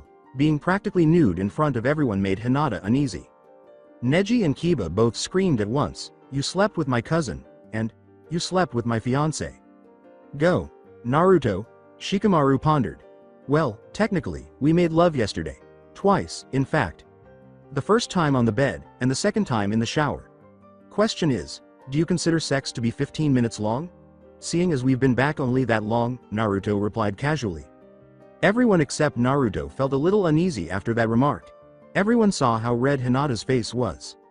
Kiba said, "You slept with my fiancé, once more. Oh, shut the hell up, dog boy. Hinata made her choice a long time ago. It seems I just wasn't smart enough to realize it back then. Now get out of my house if all you're going to do is yell. Marriage contract or not, Kiba. Hinata will be staying with me from now on, and you will never touch her." Kiba remained silent. He simply bounded from the room. Before Shikamaru spoke, there was an awkward silence. Shikamaru questioned, "So it was you the entire time, Naruto?" "Yep." Hinata saw that Neji was still very angry. "Nissan, don't be angry with Naruto-kun. It's what I wanted." Tenten grabbed Neji's attention by giving him a sidelong elbow. "Neji, knock it off. You know Hinata's been waiting for Naruto since he left." "I know, but..." "Sorry to interrupt, but it seems the council requires our presence, Naruto." Itachi stood in the doorway when everyone turned around. "Already?" "Yes, they also require Hinata's presence as well." "I see. Well, if you guys wouldn't mind leaving the room so Hinata can get decent? And after I'm done with the council, we can talk." "Oh, and Neji, could you get Hinata a change of clothes?" "Yes, of course. I'll return with them shortly," he said. Since the majority of them initially didn't know what to say, nobody chose to argue. With haste, they all departed, closing the door. Naruto pivoted to confront Hinata. "See, that wasn't so bad, was it?" Wrapping the blanket around Hinata, Naruto lifted her and carried her to the bed. Holding Hinata in the blanket, he took a seat on the bed. After emerging from the blanket, Hinata's arms encircled Naruto's neck. Naruto simply gave Hinata a smile and a kiss. Naruto had a great time kissing her. They continued their brief makeout session until Neji returned. A few minutes later, Neji entered and saw his young cousin on the bed making out with Naruto. For a while, he stood there in the hopes that they would take notice. That, of course, was not the case. He didn't even exist right now in their eyes. Neji went to the bed and covered it with the clothes. He was still in the room and they had not noticed him yet. Neji questioned, "Are you two going to stop already?" Both of them separated and turned to face Neji. They had not even seen him enter. Hinata's blanket was open, but Neji couldn't see. "Neji is already back, damn it," Naruto thought, "but that doesn't mean I have to stop just yet." Naruto's head fell into the blanket's opening, which coincidentally led to Hinata's breasts. He licked his right breast quickly. Hinata protested, "Naruto. Not in front of my cousin." Hinata had no problem with Naruto's actions. The opposite was true. She liked it. However, especially in front of Neji, this was not the time to act in such a manner. "Oh, it's not like he could see or anything." In an attempt to contain her embarrassment, Hinata remarked, "Not the point, Naruto-kun." Naruto gave her a final kiss before saying, "Okay, have it your way, but we will continue where I left off later." Hinata was flushed from the thought of what might occur in the future. Neji finally spoke before Hinata could reply. Neji stated sternly, "As much as I'd rather have Naruto than Kiba with my little cousin, try to do that when I'm not here." They pretended he wasn't there, which annoyed Neji. Then he turned and left the room. "Wasn't he just pissed off about the whole thing earlier?" asked Naruto. "I think Tenten lectured him on the alternative, or something like that," Hinata responded. "Get along or you're sleeping on the couch for a while," she said, "is that correct?" "Probably," she answered. With the blanket still encircling her, Hinata rose from the bed. After gathering her belongings, she entered the restroom. Naruto felt a little let down that she didn't get dressed by the bed. About a minute later, Hinata emerged from the restroom, and Naruto hastily put on his hat and cloak. "Why are you putting the hat back on, Naruto-kun?" "I apologize, Hina. Hime. I've worn it non-stop for the last 5 years, so it's force of habit." With a sigh, Naruto tossed the hat back on the bed, and the two of them left the bedroom and headed straight for the council room. As they passed through the village, Hinata grabbed Naruto's arm, her head resting on his shoulder, and she had a smile on her face. They received a lot of attention as they went, but eventually they reached the doors to the council chambers, where 2 Anbu were on guard. They passed the 2 guards and entered the council chambers. The civilian council appeared to be debating something as Itachi stood in the middle of the room, and then Naruto and Hinata entered. Everyone fell silent as they entered, and there was a noticeable air of fear and uneasiness. "All right, let's see what everyone wants. You are interfering with my Hinata time," Naruto said angrily. When Hinata saw her father staring at her, she stood as close to Naruto as she could, blushing at what Naruto had said. "All right, Naruto, I do have a question for you. When that fortress was destroyed, were you the only person there?" Shikaku Nara inquired. Naruto answered, "Yes, I was, considering I destroyed it." "Not possible. A fortress could not be so swiftly destroyed by one man," a fat, foolish-looking civilian councilman yelled. "You useless piece of trash, stop talking. You fat slime, what do you actually know about human potential? No offense, Shuza-san," Naruto shouted, cutting the man off as he turned to face the shinobi council. None taken, said Shuza. In actuality, I did demolish the fortress by myself in roughly 15 minutes. If any Kumo ninja remained to fight, they perished. That is all there is to it. Now, why did you bring Itachi, Hina, Haim, and me here? Before anyone could say anything, Kiba stormed into the council room. Everyone turned to see who it was, but Kiba knew who it was, so he hurried over to Hinata and grabbed her by the arm, assuming that Naruto wouldn't do anything there. But before he could do so, a hand grabbed the back of Kiba's neck, and in an instant, Naruto threw him back the way he came, even though he didn't fly through the double doors he used to enter the room. Never come near her. Others in the room were having breathing problems, and the civilian council passed out from the killer intent Naruto unleashed. Hinata whispered, "Naruto-kun, please stop," and took hold of his arm. People in the room were able to catch their breath when Naruto's murderous intent abruptly disappeared, and for a brief moment, nobody spoke or took any action. "You have no right to assault the recently appointed Inuzuka clan leader," Kaharu shouted. "Close your trap. Never touch Hinata," I told Dog Breath. "I don't threaten people pointlessly." I'm glad I didn't snap Kiba's neck at that precise moment. "He and Hinata Hyuga are engaged. How are you able to say that?" Homura shouted. "The fact is, she chose to be with me, and I don't care what a stupid piece of paper says unless both parties actually have a say in the matter." All eyes turned to Heishi Hyuga for an answer, but he remained silent as everyone waited for him to speak, and they were all taken aback when he began to smile, something he never did. "Are you a fan of Naruto Namikaze, my daughter?" "Yes, I do." "Have you had sex with my daughter yet?" "Yes, but it was her choice." "Well, you're not lying, I can see that. I hope you aren't unhappy with how things turned out, Sume." "Sama," Heishi said, turning to Kiba's mother Sume. "It appears that Hinata is similar to her mother in many ways." "No, I've always known that something would happen to keep my son from getting married to your daughter." Sume looked at her unconscious son and said, "I'll let Kiba know about this new development later. I've been telling him for years that she wasn't the right woman for him, but the idiot just wouldn't listen. Now that this incident has been resolved, I would like to reveal a certain document," Danzo said, getting up from his chair. "I want the Namikaze and Uchiha clans to be subject to the CRA." "You can't be serious, Danzo," Tsunade was able to respond. "Oh, but I am. How does this CRA work?" Naruto inquired. "It's essentially enacted when a clan is about to be exterminated," Tsunade sighed. "To rebuild the clan, the last surviving male, if there is one, would need to take several wives and have children with each of them." Without giving it any thought, Naruto said, "Sorry, Danzo, but I have no desire to fulfill your harem fetish." "Neither do I," Itachi said at last. "For at least 6 months, Naruto and I have not been ninjas or civilians in this village. We no longer have to do this, and you cannot force us to do it because you lack the authority to do so." Danzo complained a little and took a seat. He had hoped they would have simply followed his plans, but they were outspokenly against it.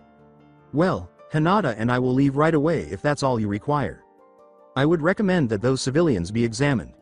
Hinata and Naruto started to exit the council chambers, but Naruto stopped because he had forgotten to say something. "Oh yeah, one last thing. Some of them are pretty large, and might have had a heart attack or something like that." After saying what he had to, they left the room. "If I ever find out who sold out Hinata's team, I will kill them, regardless of who they are," Naruto said in a low, menacing voice. After glancing at the council to see if he could identify the person who had sold Hinata out, Itachi followed Naruto and Hinata out of the room with a flourish of his cloak and smiled at everyone, freaking them out with a look that someone was going to die. "That concludes the council for the day. I must have a drink." As she stood up and left, Tsunade said, "Oh, and somebody get these poor bastards some medical attention." Itachi was now right behind them as Hinata, who was holding Naruto's arm outside the council room, grinned broadly. "Itachi, please do what you must. Find out who did it. I don't care about the methods." "Excellent," he answered. "I have to meet someone for lunch right now, but I'll see what I can do." "Oh, who is it?" "I asked Ayame out yesterday to breakfast. We went, and decided to meet at lunch today as well." "Well, just be kind to her, Itachi, that's all I ask." "Obviously. I have to meet her in 20 minutes, if you don't mind." Itachi vanished, leaving Naruto and Hinata by themselves. "All right. Would Haim like to return home and continue where we left off?" Naruto inquired. Hinata flushed. "Naruto-kun, maybe later. I truly want to see how Sora is doing first." Right, then let's head over to your apartment." She hadn't left her apartment since hearing about Hinata's rescue, so Sora sat there waiting for her to return home. She didn't hear, but 2 people entered the apartment. Sora didn't know when Hinata would return home, but she was determined to wait for her. Saying, "Sora, I'm home," Hinata urged. Sora leapt from her bed and dashed through the door of her bedroom. Hinata saw only Sora flying out of her room and colliding with her, both of them hitting the floor while Sora was tightly hugging Hinata. "I was really anxious." Sora began to cry and yelled. "It's okay, Sora," Hinata said with a smile and a head pat.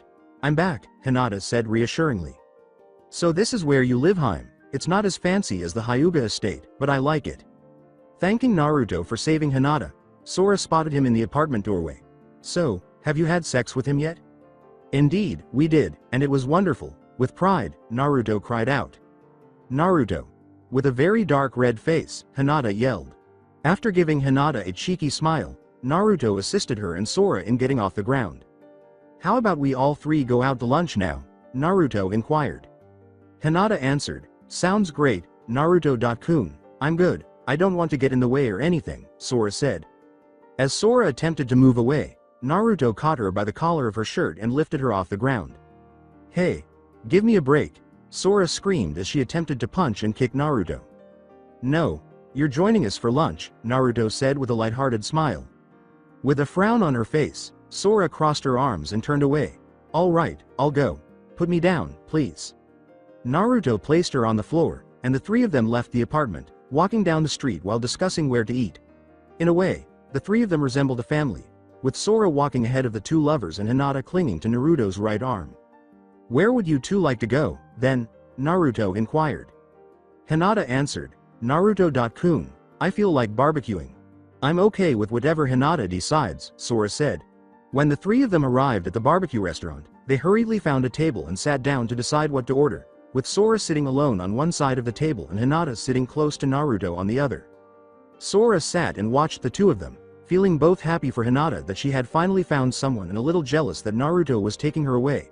Sora just watched Hinata, who had a nice expression on her face. She had never seen Hinata this happy before, and then she started to drink, fearing that she would be abandoned once more.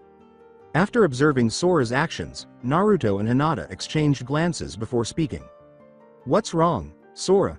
Hinata inquired. "Now that you'll probably be living with Naruto, what will happen to me?" Naruto had just received the meat and started to put it on before he spoke.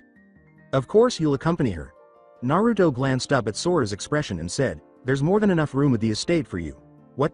Did you think I was going to get Hinata instead of you?" "Well, actually, yes." The group of Shikamaru, Choji, Ino, Neji, Tenten, and Shino entered the restaurant before Naruto could speak. "Hey everyone." Naruto uttered those words. It was late at night when Neji and Shino pulled a table near the booth where Naruto, Hinata, and Sora were sitting. They all sat down and started talking about old times and other things, with Sora mostly just sitting there and listening to their old stories while she ate. Naruto placed a sizable amount of money on the table to cover the cost of everything they had eaten and drunk while they were there. Naruto slid out of the booth and picked up Hinata, saying, "Okay guys, I'll see you around, I need to get Hinata to bed it seems." After saying their goodbyes, everyone left. Sora was walking next to Naruto as he carried Hinata through the town. "Sora, is there anything you would like to ask?" Naruto inquired. "Are you a fan of Hinata?" Looking down at Hinata in his arms, Naruto said, "Yeah, I do." They walked in silence until they reached the Namikaze estate, where Naruto opened the front door and found everyone eating, playing cards, or reading. Sora was now following Naruto, unsure of what to expect. "Did you bring home another one? This one seems a bit too young for you, Naruto," Conan remarked with a lighthearted grin.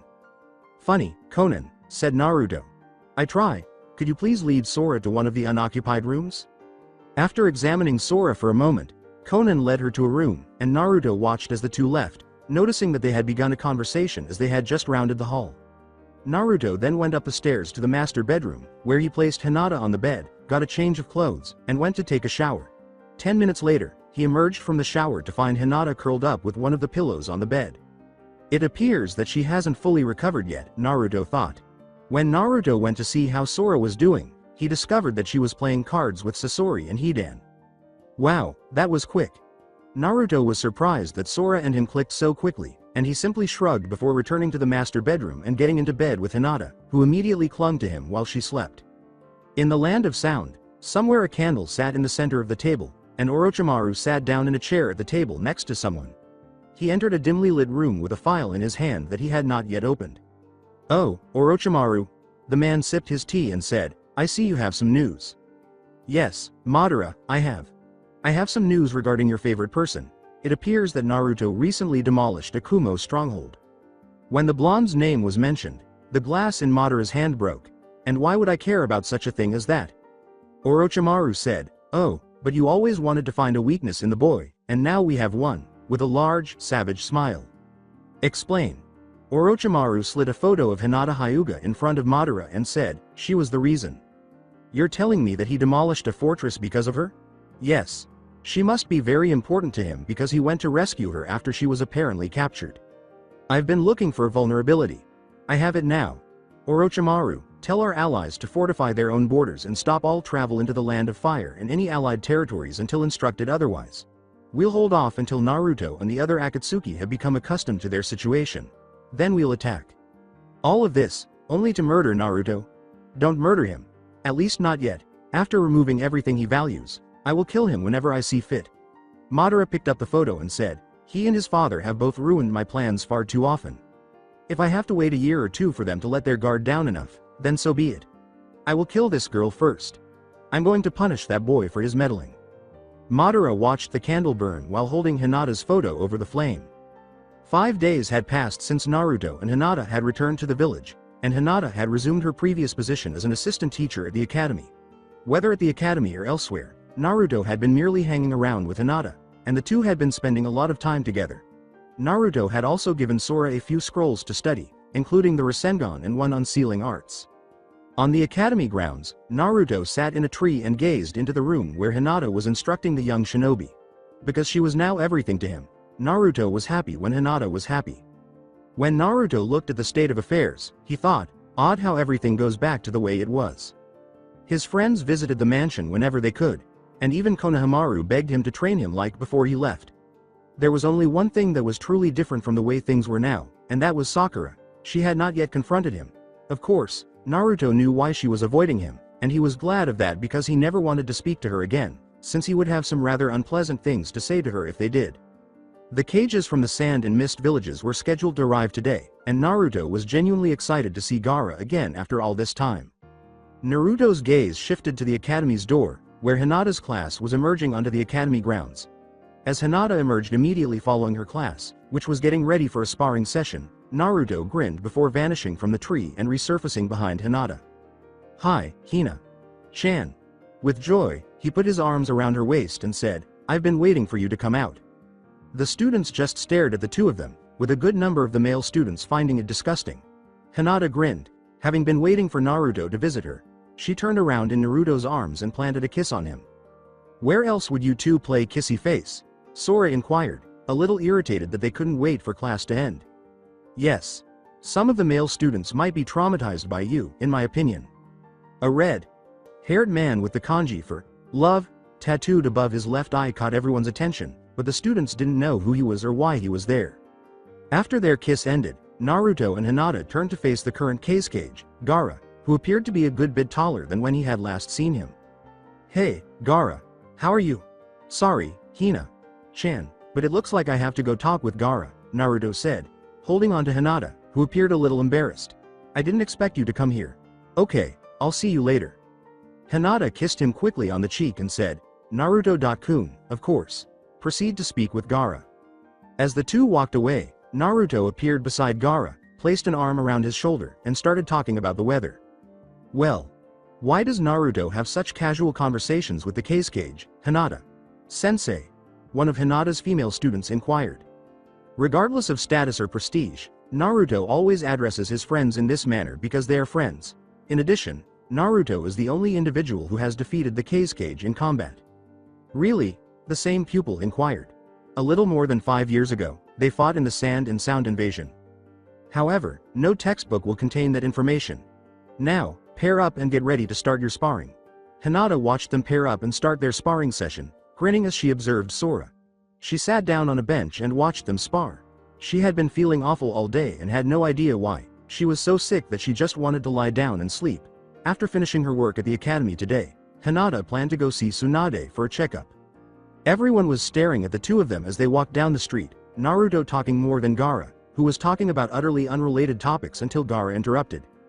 Gaara interrupted Naruto in the middle of his tirade to say, "You looked happy with her." "Yeah, Hina-chan is awesome." Naruto's mind conjured up a picture of Hinata. "I've never really loved anyone before, but she's the one," he said with a charming smile. "It's good to see you smile again," Gaara said, happy to see his old friend behave as he had in the past. "I've heard that you weren't behaving like yourself." After pondering Gaara's words for a minute, Naruto shifted the conversation away from himself and said, "Yeah. Well, I guess I was pretty cold and unapproachable for a time. How about you, Gaara? Have you found someone special?" As he waited for Gaara's response, Naruto was grinning, and he was taken aback when Gaara grinned slightly. "I assume you haven't been monitoring me, Naruto. You would be aware that I was already married if you had. Right now, my wife is 2 weeks along in her pregnancy with our first child." "Huh. So Gaara is a married man. Never thought that would happen. And he's even got a kid on the way," Naruto said, putting his arm around Gaara's shoulder once more before continuing. "So what's her name? How did the two of you meet? And what will you call your child?" Naruto started asking Gaara a ton of questions. "She goes by Matsuri. In fact, she used to be my apprentice. We began dating around 3 years ago, and we were married last year." Gaara responded to Naruto's questions without hesitation. If it had been anyone else, she probably wouldn't have responded to them so rapidly, if at all. "And if it's a boy, I wanted to name him Naruto, after you." The idea that Gaara would name his son after himself was so unbelievable to Naruto that he was unable to comprehend why anyone would wish to do so. "Really?" Naruto asked in disbelief. "Why? I'm not whining or anything like that. I simply don't get why you would want to." "The reason," Gaara said, "because it felt appropriate." Grinning, Naruto said, "All right, drinks are in order for this." Naruto dragged Gaara to the closest bar after pumping his fist into the air. Gaara protested, "Naruto, I don't drink," as Naruto pulled him away. "No, all you're doing is drinking. The meeting with the cage can wait," as his hold on Gaara grew stronger and he was pulled into the bar, Naruto said. When Matsuri arrived at the academy's front gates, she saw a class that was currently sparring and a stunning woman wearing long indigo sitting on a bench. Matsuri recognized this woman as Hinata Hyuga, so she went over and sat down next to her. Matsuri was searching the village for her husband when she heard that Gaara had gone to the academy. "Matsuri, how are you?" Hinata asked, giving her friend a pleasant smile. "Oh, all right. But I'm pregnant," Matsuri said proudly. "Really? That's fantastic. I'm happy for Matsuri," Hinata said, giving Matsuri a hug as a token of her congratulations on the upcoming addition to her family. Since she and Hinata hadn't spoken in a while, Matsuri made the decision to inquire about Gaara briefly. "I hear Naruto's back, and you too are an item?" Matsuri posed a playful question. When someone spoke like that to her, Hinata couldn't help but blush and play with her index fingers. She had overcome her shyness, or at least most of it, a few years ago. "I suppose we've done it a few times as well," she said uneasily. "Come on, Hinata." Matsuri grinned and said, "You can be so cute when you're embarrassed, Hinata." Matsuri started laughing at Hinata. "Give me the specifics. It's the realization of your childhood dream." Matsuri was correct. It was her childhood dream. Hinata grinned and started to tell her all the nitty-gritty details of what had happened. The two sat and talked as the students concluded their sparring and went inside. "Really? You threw yourself on him after getting out of the shower?" Matsuri inquired. Matsuri's direct presentation of what she had described made Hinata flush. "Well, I wouldn't say I threw myself on him." Hinata fidgeted, feeling extremely uneasy. "Enough girl talk," Matsuri said with a simple smile. "Are you aware of my husband's location?" she inquired. "A short while ago, he and Naruto left. I'll see if I can find them with my Byakugan." After activating her Byakugan, Hinata scanned the village and discovered Naruto and Gaara drinking in a bar. Hinata got up and said, "Let me go find someone to take my class so we can go get them." Naruto had most likely dragged Gaara along with him.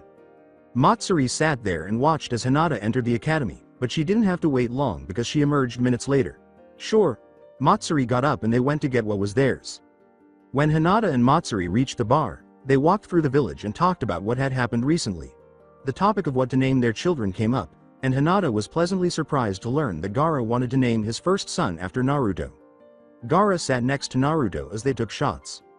"Gaara, hurry up, you lightweight, you've only had 4, as he set down his 8th glass, Naruto spoke. "Right now, I can't drink that much." Gaara swayed back and forth on his seat and said, "I have meetings to go to, Naruto." Gaara then fell to the ground. When Naruto opened his eyes, he saw the most exquisite thing he had ever seen. Hello, hun. Naruto simply looked at Gaara and burst out laughing, falling backwards off his seat and hitting the ground as well. Lying on the ground, Naruto said, and then he hurriedly rose from the ground. Hinata sounded mildly amused as she said, Naruto, you're drunk. You're also gorgeous. I love my Hina-chan, he muttered as he nestled into her chest, embracing her and pressing his face against her chest. Then again, I guess you're not drunk, Hinata said, her face flushing a pale shade of pink. What gave me away? Naruto asked, releasing her and meeting her gaze. She shot back a little laugh. Well, you weren't really acting all that drunk, just goofy. You should really try slurring your words next time, she said. Before the four of them left the bar, Naruto gave a small pout, and as they did, an Anbu landed in front of them. I'm sorry, but Gaara is currently a little inebriated if you're here to pick him up. It will have to wait. Just let Bachan know that once he gets it off his chest, the meeting must happen in a few hours. Without saying anything in response, the Anbu simply nodded and vanished. Gaara was unable to walk straight at the moment, so Matsuri was assisting him in walking. I think this is the first time Gaara's ever had a drink before, Matsuri said. Really? When it comes to drinking, sure is a lightweight. Try having a drink with Kakuzu sometime, I mean. That man is very good at putting them away, Naruto said, putting an arm around Hinata's waist and holding her tight. With a joyful sigh, Hinata walked with both of her arms wrapped around Naruto. So, Naruto-kun, how was your conversation with Gaara? Compared to our last conversation, he is actually much more emotional now. He hasn't really changed aside from that, Naruto said. At the moment, the four of them appeared to be two typical couples strolling down the street, and the villagers would have found the sight endearing if they had not known who those individuals were. They were talking as they went down the street, and they were not going anywhere in particular. Sakura, who had just gone to the store to pick up a few things, was walking down the street. Ever since she learned that Naruto was back, she had been avoiding him, even ducking into alleys and hiding behind objects. Why don't you just talk to him instead of avoiding him? Lee inquired.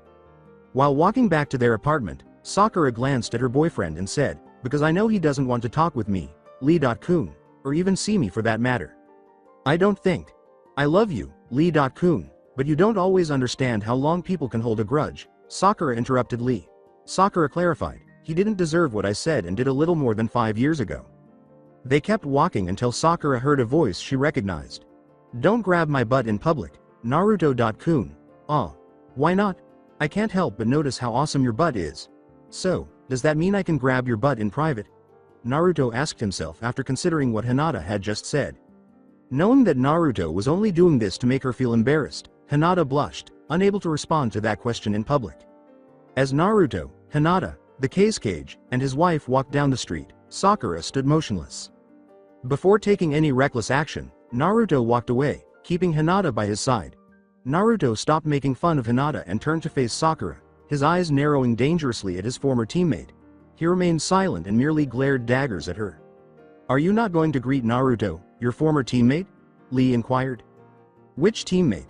In my opinion, my teammates, as you refer to them, passed away just over 5 years ago. After saying, my teacher, Kakashi, is the only one left, Naruto turned to leave. Naruto and Hinata were soon followed by Matsuri and Gaara. Sakura simply stood there with her head pointing to the ground, expecting a response similar to that, but it hurt more than she had anticipated. Let's just go home, Lee-kun, she said sadly before heading toward their apartment. Lee caught up to Sakura and put an arm around her, but for the first time in his life, he was at a loss for words, and instead of talking about youth or something like that, he was at a loss for words. While waiting for Gaara to arrive, Tsunade and Mei were seated in the Hokage's office. Where is Gaara? I wonder. He doesn't usually arrive late, Mei said.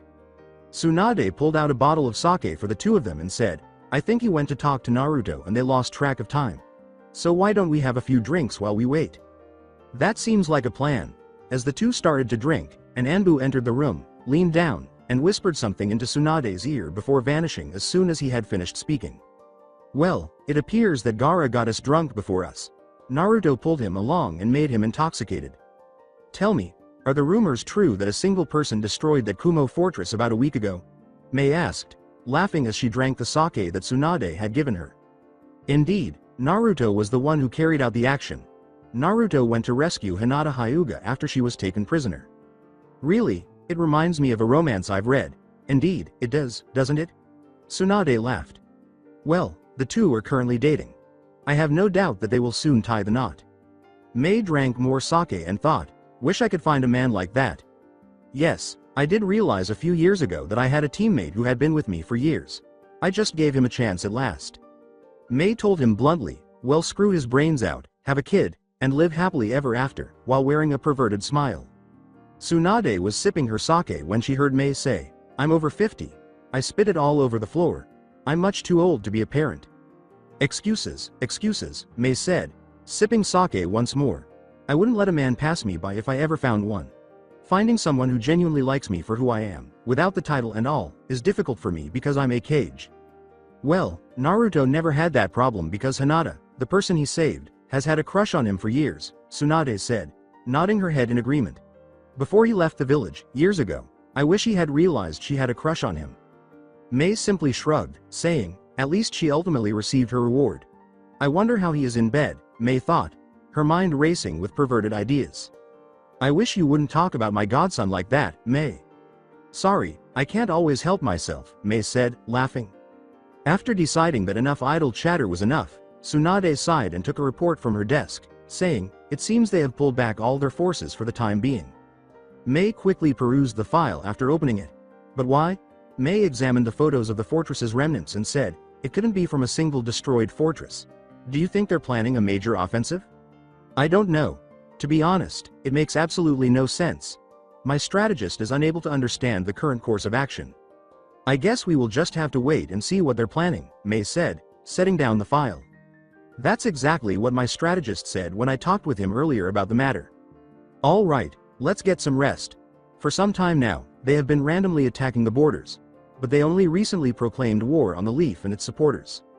Yes, I know that, and it's a good thing we now have the Akatsuki to help us in this war. As Tsunade was still the head doctor and had to make her rounds, the two cages sat there and talked about what to do, but they were unable to really think of anything more than to sit tight and see what they do.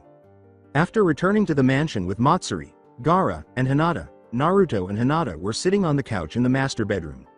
Naruto was still in a foul mood after seeing Sakura, and Hinata was attempting to cheer him up by putting her arms around his neck while she sat on Naruto's lap and trying to talk to him. Please stop being so angry, Naruto-kun. It bothers me to see you like this. I'm sorry, Hina. Hime, Naruto said, putting his arms around her waist and drawing her in. Naruto saw how much paler Hinata was now and said, are you okay, Hina-chan? I can forgive a lot of things, but right now I can't forgive her for what happened back then. You appear somewhat pale. No, Naruto-kun, Hinata said, curling up in Naruto's lap and resting her head on his chest. Today, I don't feel very well. After class, I had intended to visit Tsunade or someone at the hospital for a checkup, but I completely forgot about it when Matsuri asked me to assist in finding Gaara. Aren't you among the top medical professionals or something?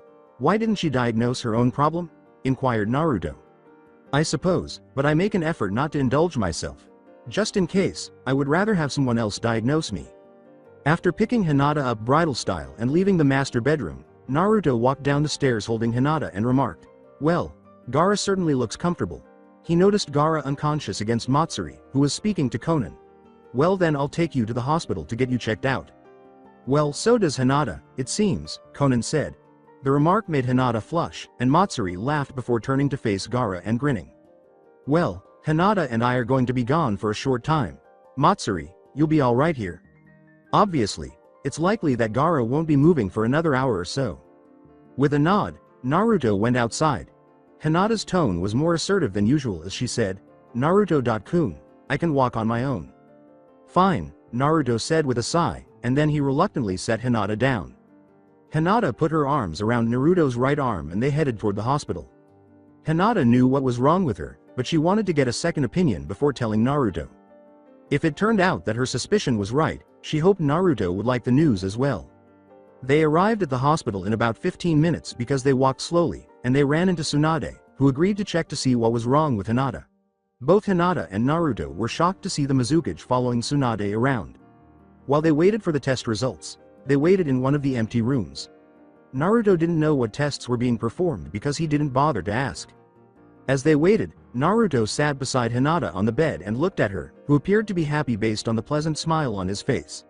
Naruto put an arm around her waist and drew her close, and she made a cute little squeak sound because she wasn't paying attention and was surprised by what Naruto had done.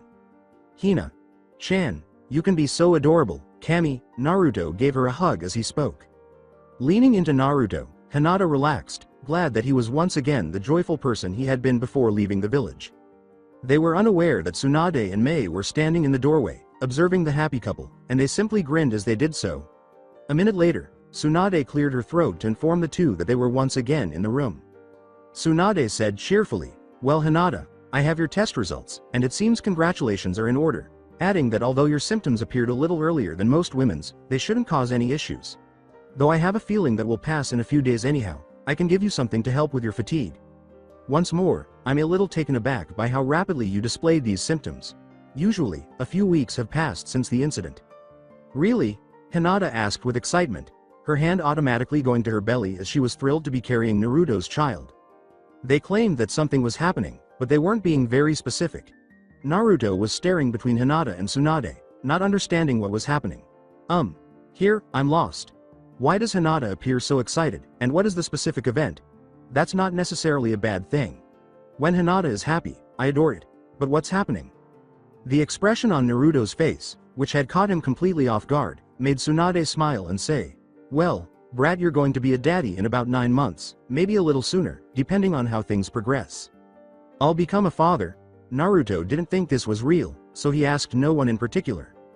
How are you, Naruto-kun? With a hint of concern, Hinata asked, and she glanced over to see that he was a little taken aback. When Naruto learned that he would soon become a father, something he never imagined would happen, he jolted out of his reverie and met Hinata's worried eyes, saying, "Yeah, I'm fine. Just surprised." He was genuinely surprised, saying, "I honestly never thought I'd be a father." He never imagined he could conceive Hinata on the first attempt, and he definitely didn't get her pregnant any other time, considering they always used protection after that. Naruto didn't seem very excited about the whole situation, and Hinata appeared disappointed. "You're not happy that I'm pregnant?" With a somber tone, Hinata inquired. No, that's not what I meant," Naruto said, his eyes widening.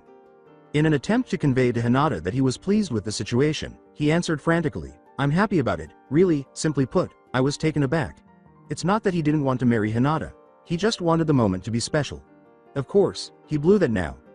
I mean, I was going to ask you to marry me in a few weeks once we went out on a few dates and I spoke with your dad some more."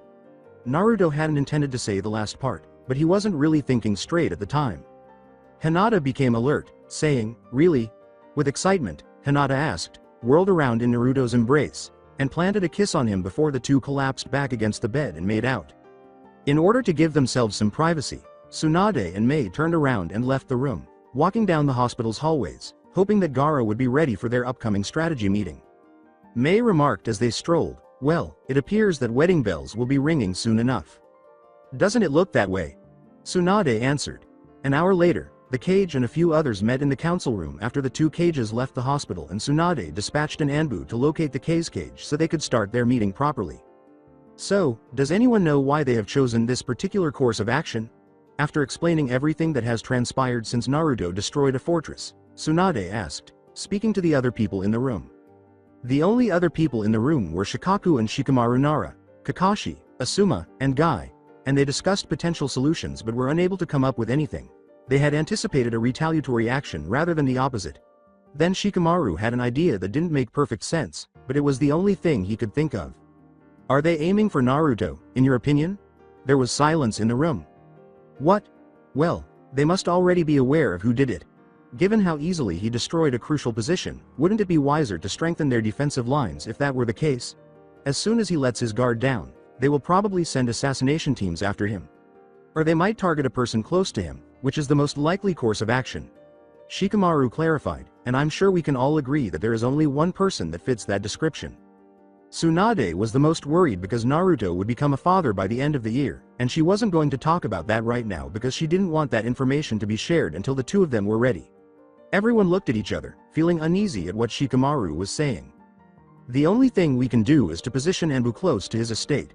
I am aware that he will not permit them to enter the premises," Tsunade remarked. Tsunade's 3 advisors rushed into the room as the doors abruptly opened. "Why wasn't this disclosed to us?" Homura shouted. Because I'm not sure if I can still trust all three of you. Get out of here before I take you away by force. Tsunade let out a roar. The meeting lasted for several more hours before they adjourned for the day, and Enbu waited for the signal to forcibly remove the three of them from the room, but that was unnecessary, as they hurried out as soon as they received the hint. They chose to wait and keep a close eye on the other enemy nations. They had not yet told anyone that Hinata was pregnant, so they were lounging in the Namikaze estate's private hot springs. Hinata sat in the water leaning against Naruto, her mind racing with what was going to happen. Naruto's arm was wrapped around her in a reassuring way, and he held her without saying anything because he knew she was a little stressed. Naruto-kun, what are we going to do? When Hinata asked, everything is just moving so fast. Hinata was more concerned with what her friends and her clan would say and do about this than she was with the fact that she was happy to have Naruto's baby. Everything will be fine. Don't care what other people think. When you're ready, we can let everyone know. I believe it's time for us to go outside and rest. Naruto exited the water, grabbed a robe, and put it on himself. He then walked back over with another robe and waited for Hinata, putting it on her before they headed to their bedroom. When they arrived in their room a few minutes later, Hinata was lying on her side and Naruto was still wearing their bathrobes. Naruto was trying his hardest to calm her anxiety since they had returned to the estate, and when he pulled her against him, she appeared to relax. When Sora finds out about this, what will she say? Hinata inquired. She'll probably wonder if she's getting a little brother or sister, I bet, he responded. Yeah, I guess that does sound like a response from Sora, Hinata said, giggling a little. Get some rest. Naruto pulled the covers over the two of them and remarked, I know you're tired. Hinata turned to face Naruto, who simply smiled and kissed her forehead. As he held her against him, Hinata buried her face in his chest and soon fell asleep, smiling, in his arms. Naruto lay awake, holding Hinata, thinking about what Hinata had said earlier and realizing that things were indeed moving quickly. Don't worry, Hina-chan, Naruto said, glancing down at Hinata, who was cuddling up to him. I'll handle everything, he muttered. With a smile on his face, Naruto contemplated the impending surprise of his firstborn child and dozed off, wondering if it would be a girl or a boy. That's it for today. I hope you guys enjoyed this great story. See you in the next one.